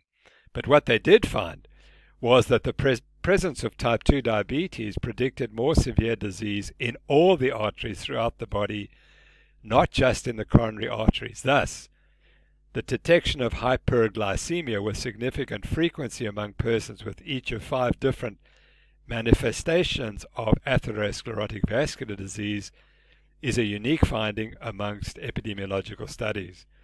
So they were taking the relationship of diabetes beyond just the coronary arteries. Then the third paper was by Peter Q and David Bassett. And Q had been one of the finders of this carbohydrate-induced hypertriglyceridemia, and now he looked at the role of sugar in producing hypertriglyceridemia, not just carbohydrates. So he'd already linked carbohydrates to hypertriglyceridemia. Now he looked at sugar. And he found that the data indicate that sugar is a potent lipemic agent as compared with starches. and a high dietary sugar intake may well be the most important factor in the production of the clinically encountered type of hyperglyceridemia. And here's his graph or his data showing that in a group of people, when they ate their self-selected diet or they ate the sugar diet with carbohydrate as sugar, their triglycerides, phospholipids, and cholesterol all increased. However, once they replaced the carbohydrate from sugar as starch, all of the values fell again. But when they reintroduced sugar, all the values rose again, and it repeated as they removed the sugar and replaced it with starch. Down went the values again. So that was fairly good evidence that sugar was causing hypertriglyceridemia, whereas starch seemed to be protective. That's a really interesting point that perhaps we haven't mentioned as much, that starch has a quite different effect than sugar on blood triglyceride concentrations. And the final article was an editorial by Margaret Olbrink, who was one of the first persons to say that triglycerides are an important cause of coronary heart disease. And she said that she then looked at the biological evidence that humans had humans had evolved eating a high-fat diets. And she said the data are consistent with the hypothesis that the common modern diseases of diabetes, atherosclerosis, and obesity and associated hypertriglyceridemia may be the present-day manifestations of the effect of affluence on a once useful genetic trait, the ability to conserve carbohydrate. And the trait that she's talking about, if you look at it carefully, was insulin resistance. So what she's saying is that insulin resistance is the underlying cause for modern diseases, diabetes, atherosclerosis, and obesity and hypertriglyceridemia, and that they are manifest in people who are insulin resistant and who are eating high carbohydrate diets. So this is another interesting paper that came out in the same time, and to which the Harvard professors, who were being encouraged to write some articles, which we'll come to, they also knew about this paper, which was then available, American Journal of Clinical Nutrition, 1966, which was a study of the relationship of fat, simple sugars, and complex sugars, and as a percentage of the calories and blood cholesterol concentrations in 16 different countries. And they showed that whereas fat caused an increase in blood cholesterol concentrations, simple sugars had a much bigger effect, whereas complex sugars caused a reduction. And this study also was causing the Harvard guys a bit of trouble as they started writing their review. So the point of showing you that is to show exactly what was going on behind the scenes. 9 months into the project, in April 1966, Hegsted, who was one of the professors at Harvard, told the Sugar Research Foundation that the review had been delayed because of new evidence linking sugar to coronary heart disease. Every time the Iowa group published a paper, we had to rework a section in rebuttal.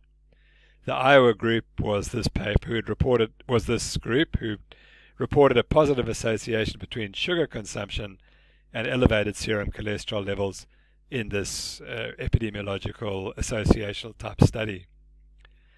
So what this shows was that Hegsted from Harvard was biased, significantly biased, because he was writing in April 1966 he was trying to downplay the sugar link to blood cholesterol concentrations and heart disease. And he was doing that because he'd been given money by the Sugar Research Foundation to write an editorial in the New England Journal of Medicine. And one of the other people who was involved was Fred Stewart, who was also one of the professors at Harvard. And he was known to be an easy catch for industry. As someone wrote an article about him, Harvard sugar-pushing nutritionist, that is Fred Stewart. In all these disputes, Dr. Stewart had played a Panglossian role by maintaining that DDT is harmless, sugar is good for you, and saccharin is pure pleasure and won't hurt you. And I had to look up what a definition of Panglossian is. It's someone who's marked by the view that all is the best in this best of possible worlds. Someone who's excessively optimistic. So Dr. Stewart was not someone who was particularly critical. He was only too happy to promote any idea that was optimistic. So Fred Stewart combined with Robert McGandy and Donald Hegstead from Harvard to write this review in the New England Journal of Medicine, Dietary Fat, Carbohydrates, and Atherosclerotic Vascular Disease, with a concluding second part. And this is what they concluded in 1967. And this was a pivotal study because in my impression or interpretation, this was the end of the debate that carbohydrates might be causing heart disease. From this moment on, carbohydrates and sugar as potential risk factors for coronary heart disease are written out of history, and it all becomes the diet heart hypothesis and the lipid hypothesis of Ansel Keys. So the major evidence today, and that's 1967, suggests that one avenue by which diet may affect the development and progression of atherosclerosis. Sorry, there's only one avenue. This is by influencing the level of serum lipids, especially serum cholesterol, though this may take place by means of different biochemical mechanisms not yet understood. So there we go. It's only cholesterol. If you read that today, you would say, well, that's what we've been taught now for the last 50-odd years. Well, that's where it starts. There can be no doubt, and when I read that, I always say, well, therefore there's clear doubt. Because if there was no doubt, you wouldn't have to say it. So there can be no doubt. In other words, there's plenty of doubt that levels of cholesterol can be substantially modified by manipulation of the fat and cholesterol of the diet. And that is true in laboratory studies, but in the general population, the other factors that influence the serum cholesterol are much greater. They have much greater effect than diet. But this is something that is hidden, and I've given all the evidence to show that. We conclude on the basis of epidemiologic, experimental, and clinical evidence that a lowering of the proportion of dietary saturated fatty acids, increasing the proportion of polyunsaturated fatty acids, and reducing the level of dietary cholesterol are the dietary changes most likely to be of benefit. The solution here, in our opinion, is a responsibility and opportunity for the food industry, namely the manufacture of many common foods with characteristics that will lessen the development of atherosclerosis. This is possible today and only awaits leadership from the food industry. And that's quite a statement, that the food industry must lead us in developing foods that are healthy for us. Well, of course they did, and they replaced fats with sugar and refined carbohydrates and caused the obesity and diabetes epidemic. So this statement is quite important in the context of what happened subsequently. Now, he had to write out sugar and carbohydrates, these guys, so that this is what they said. Limited evidence from studies on man as well as from researchers on laboratory animals show a slightly significant role for the kind and amount of dietary carbohydrates in the regulation of serum lipids. And that's nonsense, because it's very clear that serum triglycerides are influenced most actively by the carbohydrate content of the diet. These effects are somewhat more pronounced when diets low in fat are consumed. Since diets low in fat and high in sugar are rarely taken, we conclude that the practical significance of differences in dietary carbohydrate is minimal in comparison to those related to dietary fat and cholesterol. Well, sadly, the diet that would be promoted after 1977 was low in fat and high in sugar, because once the fat was taken out of the diet, the taste went away, and the taste had to be replaced with sugar. So this is an important statement, because we now understand how incorrect it was. So we move on to the final 2 points, and these are areas I'm not competent in, so I'm just giving you the evidence as been reported in the literature. And these are areas that people might find interesting.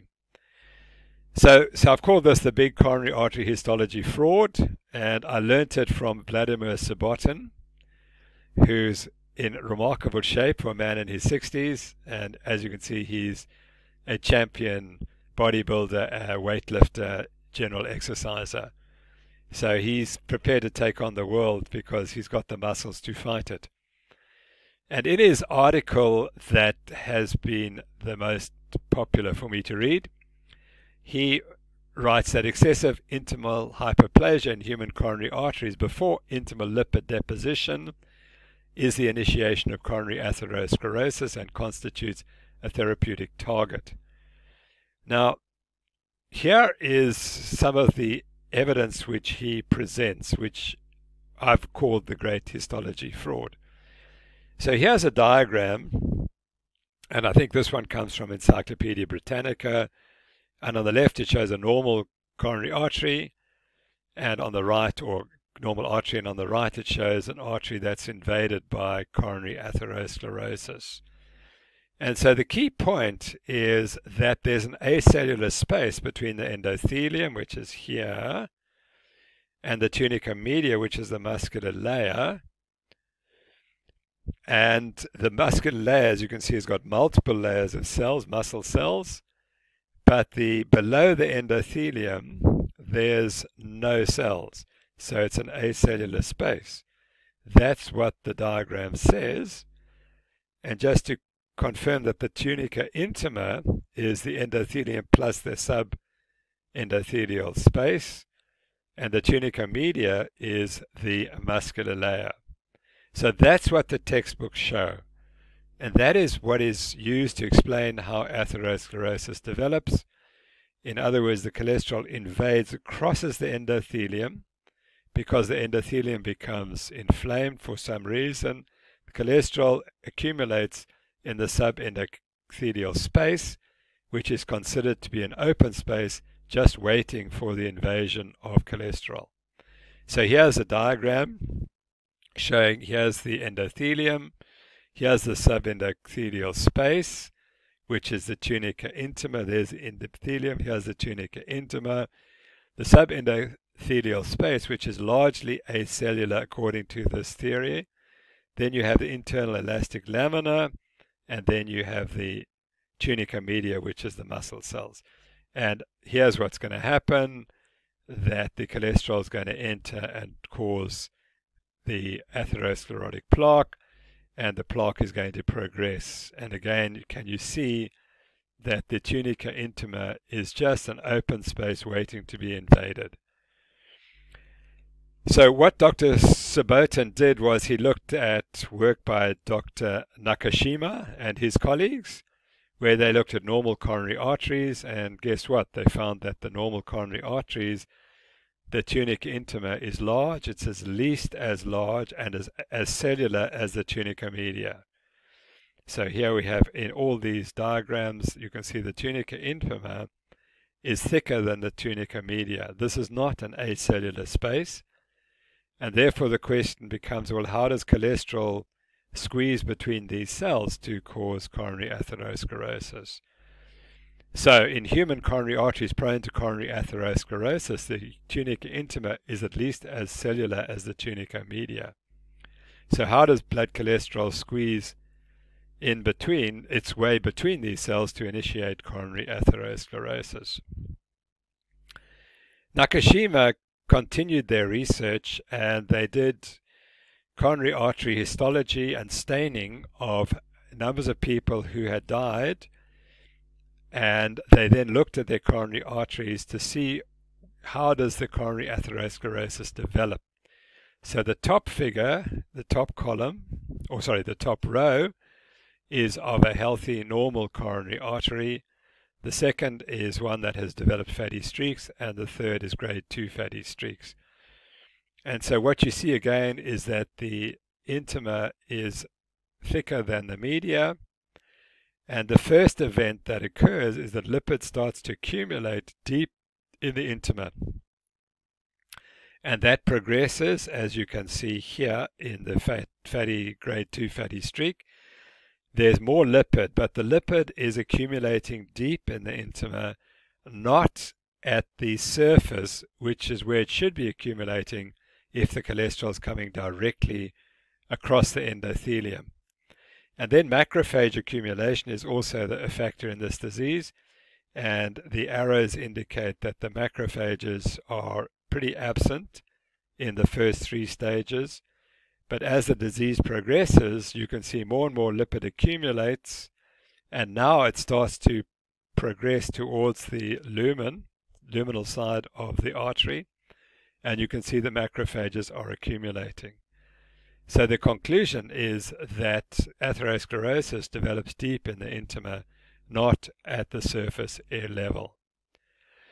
And so Sabotin comes up with his own hypothesis of what's happening, and again, this is hypothetical, and what he says that the cells in the tunica intima start to proliferate and grow for whatever reason. They are stimulated to grow. Ultimately, they outgrow their blood supply and they become hypoxic, and that causes the ingrowth of arteries from the vasa vasorum, and that then causes the atherosclerotic plaque. And the point of this is that there has to be a better explanation than we have if the intima is so large and it has been ignored by histologists who have written out the fact that the tunica intima has many cells. So he concludes that the consensus hypothesis on coronary atherosclerosis suggests high LDL cholesterol levels as the major cause, and pursues it as a therapeutic target, i.e. by using statins, explicitly assuming, 1, that the tunica intima of human coronary arteries consists of only one cell layer, the endothelium, situated on a thin layer of scarcely cellular matrix, and secondly, that subendocardial lipoprotein retention initiates the disease. However, the facts that he presents show that the normal tunica intima invariably consists of multiple cellular layers, and secondly, that initial lipid depositions occurred in the deepest layers of the tunica intima. This review suggests that coronary atherosclerosis starts with pathological intimal expansion resulting in intimal hypoxia and neovascularization of adventitial vasa vasorum, facilitating lipoprotein extraction by previously avascular deep intimal tissues. And so that's the hypothesis, and my point is that it's really interesting that the conventional explanation of how coronary atherosclerosis develops has to falsify the true histology of the coronary arteries. So finally we come to point 10, which is the Kumaro model of PUFA, polyunsaturated fatty acids induced atherosclerosis. And here's Fred Kumaro, and he was the first scientist ever to raise warnings about the dangers of trans fats. So when the original polyunsaturated fatty acids were produced beginning in the 1900s by the Procter & Gamble company, they included an enormous amount of trans fats, and perhaps as much as 50% of the fats in the polyunsaturated fatty acids of margarines and hydrogenated fatty acids were consisting of trans fats. And Kumaro spent his life defending the theory that the trans fats are dangerous. And my point is that his theories are kind of ignored. We never hear about how polyunsaturated fatty acids might be linked to coronary artery disease. So the 2 articles, this is one of the first article that I followed in detail by him. And that article includes this figure, which we've already discussed before, that the consumption of animal fats fell dramatically, has fallen since the 1920s, whereas the consumption of vegetable fats has increased. And if we to overlay the incidence of coronary heart disease, we'll see that it starts to rise in the 1920s, and it peaks in the 1950s, and then it starts to fall again. And Kumara's explanation is that the trans fats were present in the diet right up to the 1960s. And then through his work, the trans fats started to be removed from margarines and polyunsaturated fats and shortening. And he believes that the trans fats were the cause of the coronary heart disease increase. So this is the second article that he describes, and it includes his hypothesis, which again, I'm not an authority on this complex biochemistry, and I can only present to you what he's found. So one of the first points he looked at was the presence of sphingomyelin in the non-branching and branching segments of the same artery in humans. And it's well known that bifurcation points have more coronary atherosclerosis than non-branching points. So in his original study, he was able to show that sphingomyelin accumulates in the bifurcation areas of arteries prone to coronary atherosclerosis. He then was able to show that the sphingomyelin content of arteries increases with age and is greatest in arterial plaques. So in the umbilical cord of the newborn, sphingomyelin content is low, but in the arteries of people who've undergone coronary artery bypass grafting, it's increased. But in the plaque taken from those same patients, you'll notice that sphingomyelin is much increased. And what he was able to show is that sphingomyelin increases calcium accumulation into cells, particularly when oxidized cholesterol, when the cells are exposed to oxidized cholesterol. He then looked at the concentration of oxidized cholesterol or oxysterols in the plasma of coronary artery bypass patients compared to controls. And he found that there were certain oxysterols which were increased substantially in patients in blue versus controls. And I think that this slide is wrong, because what we should have, and I apologize for this, is that the patients are in red and the controls are in blue. And I didn't notice that beforehand. But anyway, that is the truth, that sphingomyelin is increased. Sorry, the oxysterols are increased in the plasma of coronary artery bypass patients. So the theory he came up with is that LDL becomes oxidized in the plasma for various reasons. That causes oxysterols, and the oxysterols then promote atherosclerosis by promoting sphingomyelin uptake of calcium, which promotes atherosclerosis, which then inhibits the blood flow. Living on a diet high in trans fats or polyunsaturated fats changes the cell composition, particularly with the incorporation of trans fats. The trans fat replace the essential fatty acids, and what that causes an inhibition of prostacyclin production by those cells, and prostacyclin is necessary to prevent blood clotting. That then leads to blood clotting and sudden death. Others have embraced his ideas, and here's Dr. Ramsden, who you'll recall was the person involved in the Sydney Diet Heart as well as the Minnesota Coronary Experimental Recovery Studies. And in this article, he did a meta-analysis which again convinced him that polyunsaturated fatty acids are causing problems. And he said that this is how they work, that in the diet, the linoleic acid, the polyunsaturated fatty acid, the omega-6 fatty acid, linoleic acid, causes oxidation to happen of the LDL cholesterol, and the oxidized LDL cholesterol then interacts with the LDL receptor of the vascular endothelial cells, with macrophages, and with vascular smooth muscle cells, that in combination they then cause or explain coronary atherosclerosis. So again, it seems that the evidence suggests that it's the oxidized cholesterol that is important, and this gives a mechanism for that. And it appears that polyunsaturated fatty acids are involved in the oxidation of the LDL cholesterol. So in his final article, one of his final articles, Camero wrote, 2 lipids present in the diet, oxysterols and trans fats, and not cholesterol in the plasma, are responsible for heart failure. The cellular events that occur during the progression of heart failure are as follows. Changes first occur at branching points.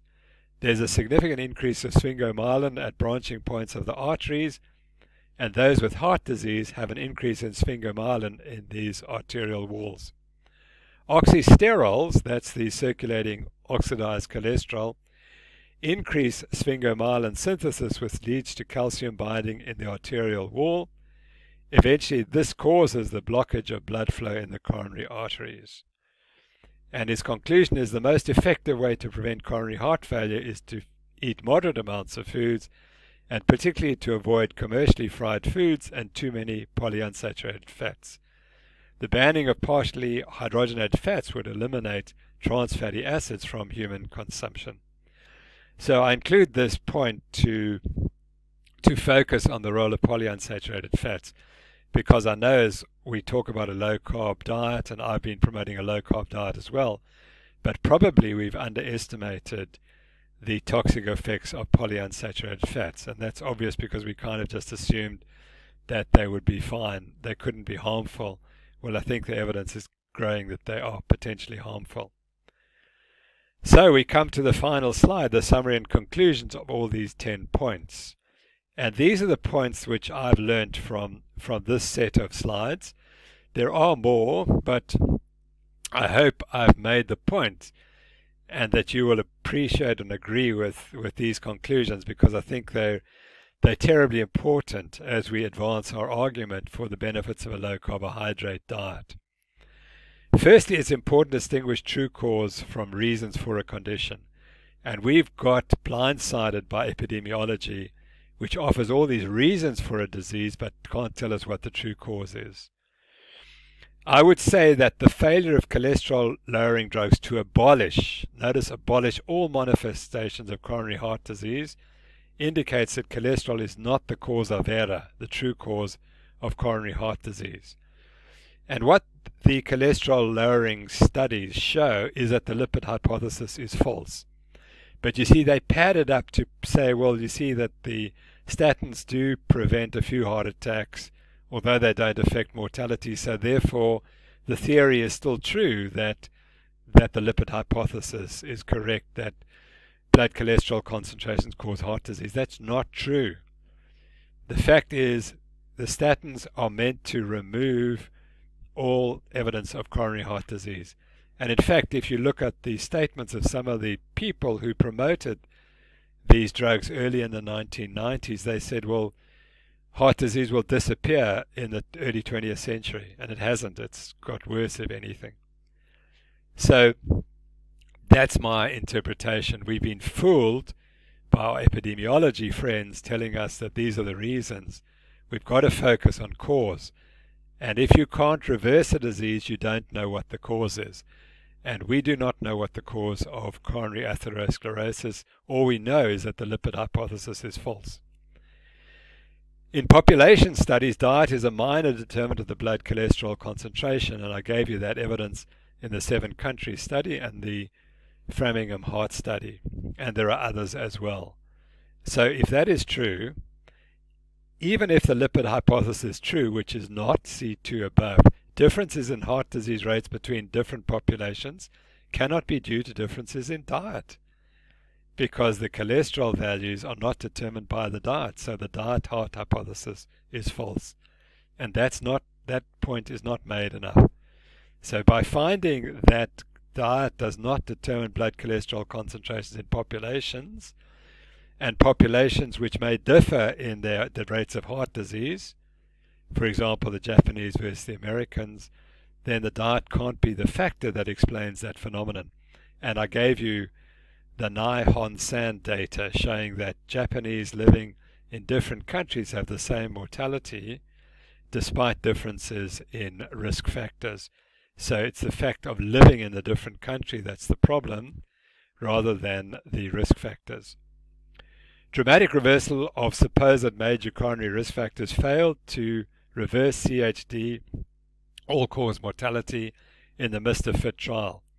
And that is the most comprehensive trial ever undertaken. It will never be repeated. And so we have to accept the data and ask the question, are risk factors really the cause of disease? The most important dietary change in the US and elsewhere over the past 100 years has been the increased consumption of omega-6 polyunsaturated fatty acids, PUFAs, and not an increased animal fat consumption. And the point of this slide is that the whole basis for the Keyes hypothesis, as promoted by Senator McGovern's Senate committee, was that it had been an increased animal fat consumption that had caused the rates of heart disease to suddenly rise in the United States after the 1920s. And we have evidence that that's absolutely wrong.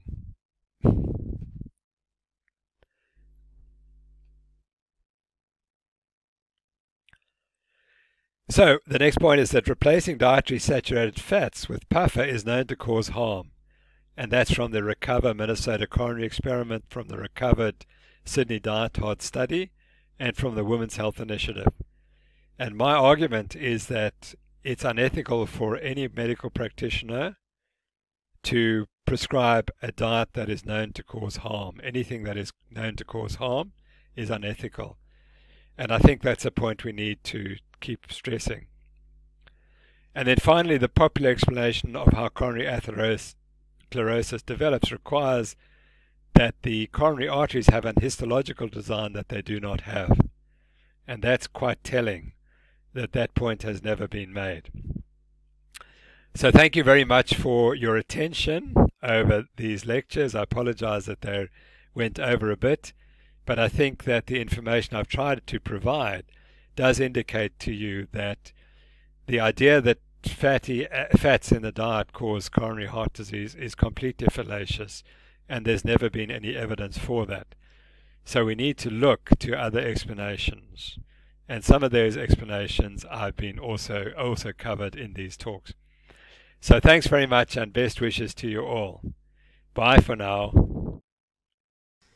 Well, this is an absolute pleasure. I'm here with Professor Timothy Noakes and Professor Peter Bruckner, both professors of sports medicine, and dare I say, two people whom I look up to immensely. Great to have you guys on. Thanks, Paul. Lovely to be with you and Peter again after a break of some years. Great. So good to be in touch again. Yeah, Well, Tim and I go back a long way. 30 or 40 years, I'd guess, Peter.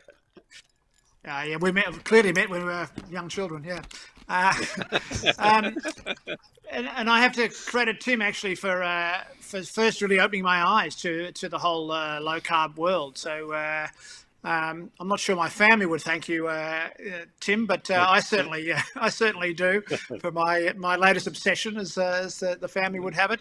And it was really Tim's experience that prompted me to start making some inquiries and doing some research, and so I'll be forever grateful to him for that. But so Tim, I mean, we've obviously come a long way with a long way with low carb over the last few years, but it's fair to say that the world hasn't totally embraced it as yet. I mean, what do you think are the sort of the major barriers that we still have before we can get our message out there and convince people that that they've got to reduce their carbohydrate intake?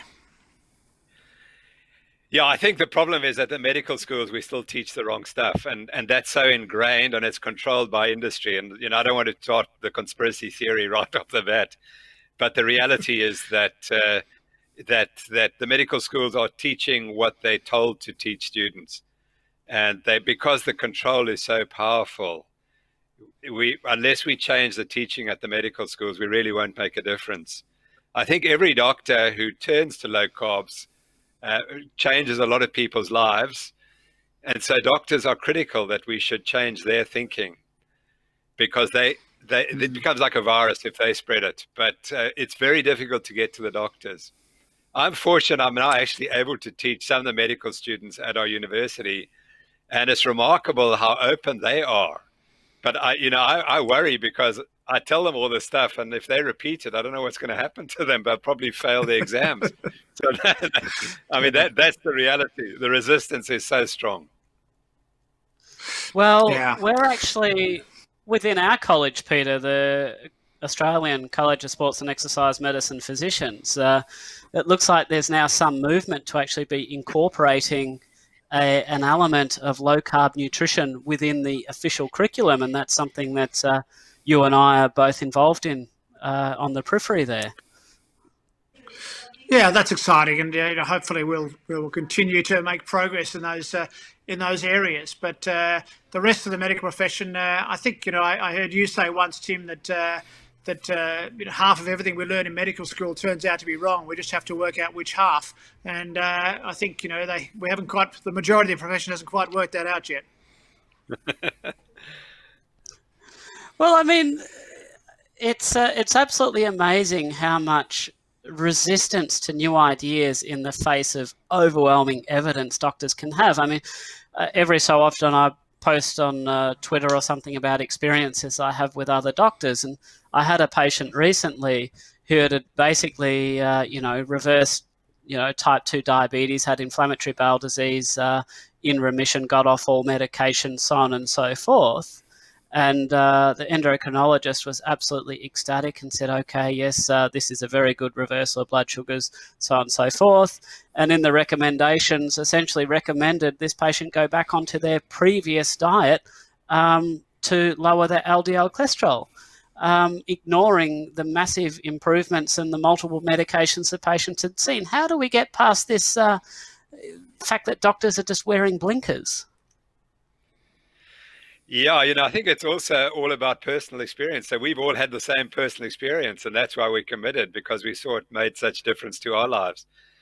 But until people do that, it's very, very difficult. I just know the resistance is so extreme, and you can tell by the people they're slightly overweight, they're a bit insulin resistant, and you know that they would benefit, but there's the cohesion of the profession is just so remarkable. I mean, you all know about my problems, but I've tried to get the university to apologize for what they did. It's like, no, we didn't do anything wrong. You were wrong. And see, even though I went through this trial, they still claim that that what I was saying is wrong, and they won't change the curriculum despite all the evidence. The resistance is unbelievable. So it goes right to the top, and I honestly think it's because they're looking over their shoulders. And someone's looking at them, and I think it's usually industry, and they know that if they were to make wholesale changes, there would be major problems. And I honestly believe that if you are a medical educator, you have two choices. You either destroy the health of your nation by following the way things are, or you destroy your university by stopping getting funding from industry and teaching the truth. And so most people, they can't make that. Obviously, they can't make that choice. They said, let's keep the universities going, and rather than destroy them. Because I know if our medical school were to lose its funding from industry, it would collapse. And I guess that's typical for most universities around the world. Well, then, given that we've got an absolute abundance of evidence, level 1 evidence, we've got randomized control trials then turning into meta-analysis and systematic reviews that low carbohydrate lifestyles are beneficial in so many aspects. Where do I, as a practitioner, sit with regards to my legal obligation?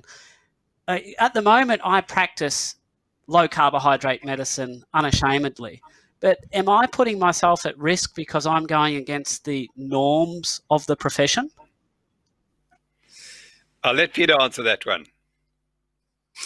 Well, maybe we should ask Gary Fedke about that one. And I think now, I think that may have been the case a couple of years ago when Gary went through his issues and Tim went through his issues. I think now that there is starting to be acceptance, and you see now little sort of chinks in the armour, that the American Diabetes Association and the Australian Diabetes Australia are now at least sort of being dragged, kicking and screaming, if you like, to acknowledge that low-carb diets are a potential or a possible, effective diet. So things are slowly changing, but it's a very slow process. Yeah, I tend to agree. Tim, I don't think you'd be at risk anymore. Certainly in South Africa, you wouldn't because of my case. but it's still a long way from acceptance. Now, Tim, I'm curious because you've obviously immersed yourself in this data for longer and deeper than most anybody else. I'm just curious about where you think the next scientific advances are, or where our knowledge is progressing. You know, we accept the baseline premise that carbohydrates, insulin hypothesis, and oxidative stress from vegetable oils, but where's the science taking us now? What's exciting you at the moment in the literature? Well, I think that as I talk about in my lecture, I think that polyunsaturated fats are the next area. And it's what I've learned in the last year or two, when I've gone into the more detail of the whole history of how we got to where we are, and that's what I try to present in my lecture. I've begun to realize that we accept information that is so flawed, and it just became part of it. We just accepted it. And the first point I made in the lecture was the fact that we don't understand cause, and unless you find the cause of a disease, you can't reverse the disease. And so we've been taken in by the epidemiologists saying us there are reasons for diseases, and we've called them causes, and they aren't. And if you can't find the cause, you'll never reverse the disease. So the first point I make in my lecture is that we do not know the cause of coronary atherosclerosis. So don't come and tell me I must change my cholesterol or something, because we actually don't have a clue what's causing the disease. So that's not going to help. And I think that's my first point, is that we've been confused. And so we accept that. And then we accepted that it was Keyes told us that it's a change in diet and that we started eating meat and that caused us to get sick. And that's not true. We started eating polyunsaturated fats and less carbohydrates than I thought. So that linking carbohydrates specifically to chronic disease is I know it works through the insulin resistance pathways and so on, but there's a component that we have to be missing because we've excluded the polyunsaturated fats. And we've excluded it because we all thought it was healthy. I make another point in the lecture, and this comes back to ethics, that there are now 3 clinical randomized controlled trials: the recovered Minnesota coronary experiment, the recovered Sydney diet hard study right from Sydney, and then the Women's Health Initiative, all showing that if you replace saturated fat with polyunsaturated fats, you do worse. So it's unethical. It's actually unethical to prescribe polyunsaturated fats. And we don't make that argument, and I think that's where we have to go. But now you asked this real question, and I think it relates to that case you had recently that you reported in Twitter, and which I found very interesting. But it's a reversal of autoimmune disease. I think that's the next area, and the role of the gut and leaky gut syndrome in autoimmune disease. That's an area I think that could hold lots of benefit. Look, as you know, that's an area that I've lectured on before, and I've got a particular interest in that. But if I could tell you a little bit of information you may not know about the Sydney Diet Heart Study. That was funded yes, by please. the margarine industry. Yeah. Funded by the margarine industry. So I had a phone call a couple of months ago from somebody who said, actually, do you know who was behind this? And I actually just had a call from a journalist, actually just 2 days ago, again, discussing the particular company, and they've actually been approached by this journalist, and they've claimed that they ran out of money. So they managed to collect all the data, but then they run out of money to actually process the data, which I think we can probably take with a handful of salt. And that's the reason that the data wasn't originally published. And if it wasn't for Chris Ramsden, the guy who basically went into a basement and discovered these 9-track magnetic tapes, then this important information, from memory, I think the group that had the polyunsaturated fat, they had an increase in mortality of something in the order of 62%. As you say, that was, yeah. And that data were available on the first analysis. If you go and read the original paper, it shows that the mortality was increased in the group getting the polyunsaturated fats, but that they kind of hid it and reported it, and then they hid it in another journal. It was not an easy journal to get hold of. So that's the typical way. And in my lecture, I describe all the types that's happened. It's happened so often It's not by chance that it happens. Well, I'm really impressed with your analysis you did of the Women's Health Initiative. I think you published it in the South African Medical Journal several years ago now, where you actually managed to go through the data and you found the only statistically significant finding for the entire $700 million US study was buried on page 661 of the journal in an incredibly obscure sentence. I literally have shown this sentence to doctors, and they've looked at me with a blank look on their face and they said, well, what does that mean? Because it's something along the lines of the HCAR, was 1.26, and it doesn't really bear any elaboration, and it's really out of context. I mean, this is academic fraud, if I'm not being too strong. Well, one of the senior authors was a man who I've had a lot of fights with over the years. And what's really funny is that his son works at the University of Cape Town and wrote 35 blogs saying what a bad scientist I am. I mean, this is the social media attacks on me were, apart from everything else that happened, I had the social media attacks. And he was one of the drivers. So it was the son of the guy who died exposed. And what was interesting was the son never went and told his father that he was a useless scientist and was perhaps practicing fraud. But I also in the lecture, I also show how they modified one table and how they subtly, so you couldn't see what the truth was. So if you didn't read the paper closely and you just looked at the table, you'd completely miss the only significant finding on that table that hidden. So when we pointed it out to Professor Rousseau, he said, oh, it must have been a printer's error. So I said, fine, we'll correct it. Well, they still haven't corrected it. I mean, well, it's an absolute joke, but it actually got worse than that, because there's one thing to sort of not disclose data, but then it's another to deliberately misrepresent it. And I went back and I was looking at some of their old press conferences, and their conclusions that they were stating in the press conferences, they totally ignored the fact that if you had the females with history of heart disease who went low fat actually had that 26% increase in risk. Yeah. And they said, well, this just goes to show that a reduction of dietary saturated fat of 8 to 10% is not enough.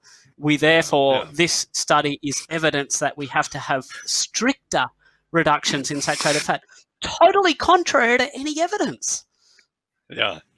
No, well, Professor Rousseau was involved in my case. So he was about to give evidence. And unfortunately, my legal team had destroyed all the other expert witnesses. And he suddenly realized that if he was to go onto the witness stand under oath, we would have exposed all of this. And he would have been severely embarrassed.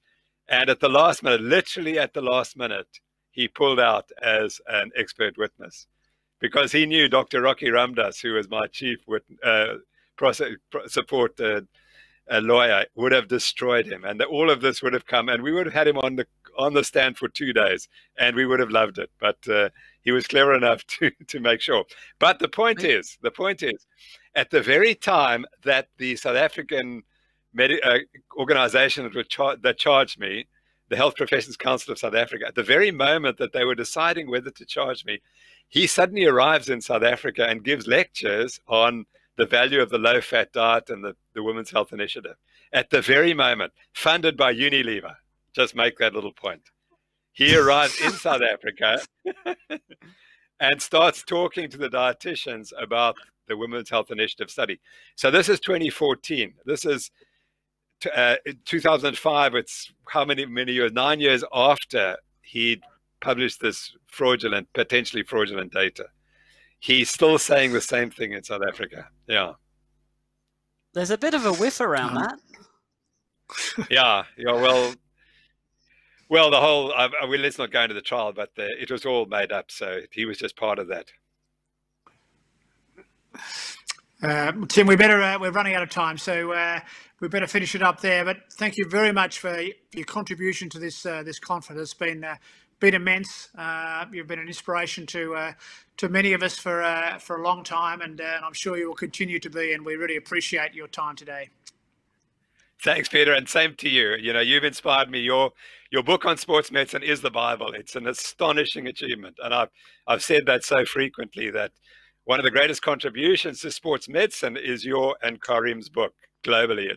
It's unmatched in anything I've recognized. It's an astonishing piece of work. So I'm glad I could inspire you, but you've done an incredible amount, and you need to be thanked for that as well. Wow. I think we better finish this mutual admiration society, Paul, and put it back to you. I was just thinking, I was glad to be witness to that. Look, I have to say, look, and I haven't mentioned this earlier, very early in my low-carb journey, it was actually an editorial by both of you gentlemen that you co-authored in the British Journal of Sports Medicine that really struck home and resonated with me. So I owe an enormous debt of gratitude to you both. And certainly my health is much better now than indeed it was when I was in my 20s. So it's I thank you both sincerely. Well, thank you, Paul, for all the work you're doing, and you're applying very rigorous academics to your work, and I appreciate that very much. Thank you. Thank you both. Thanks, guys.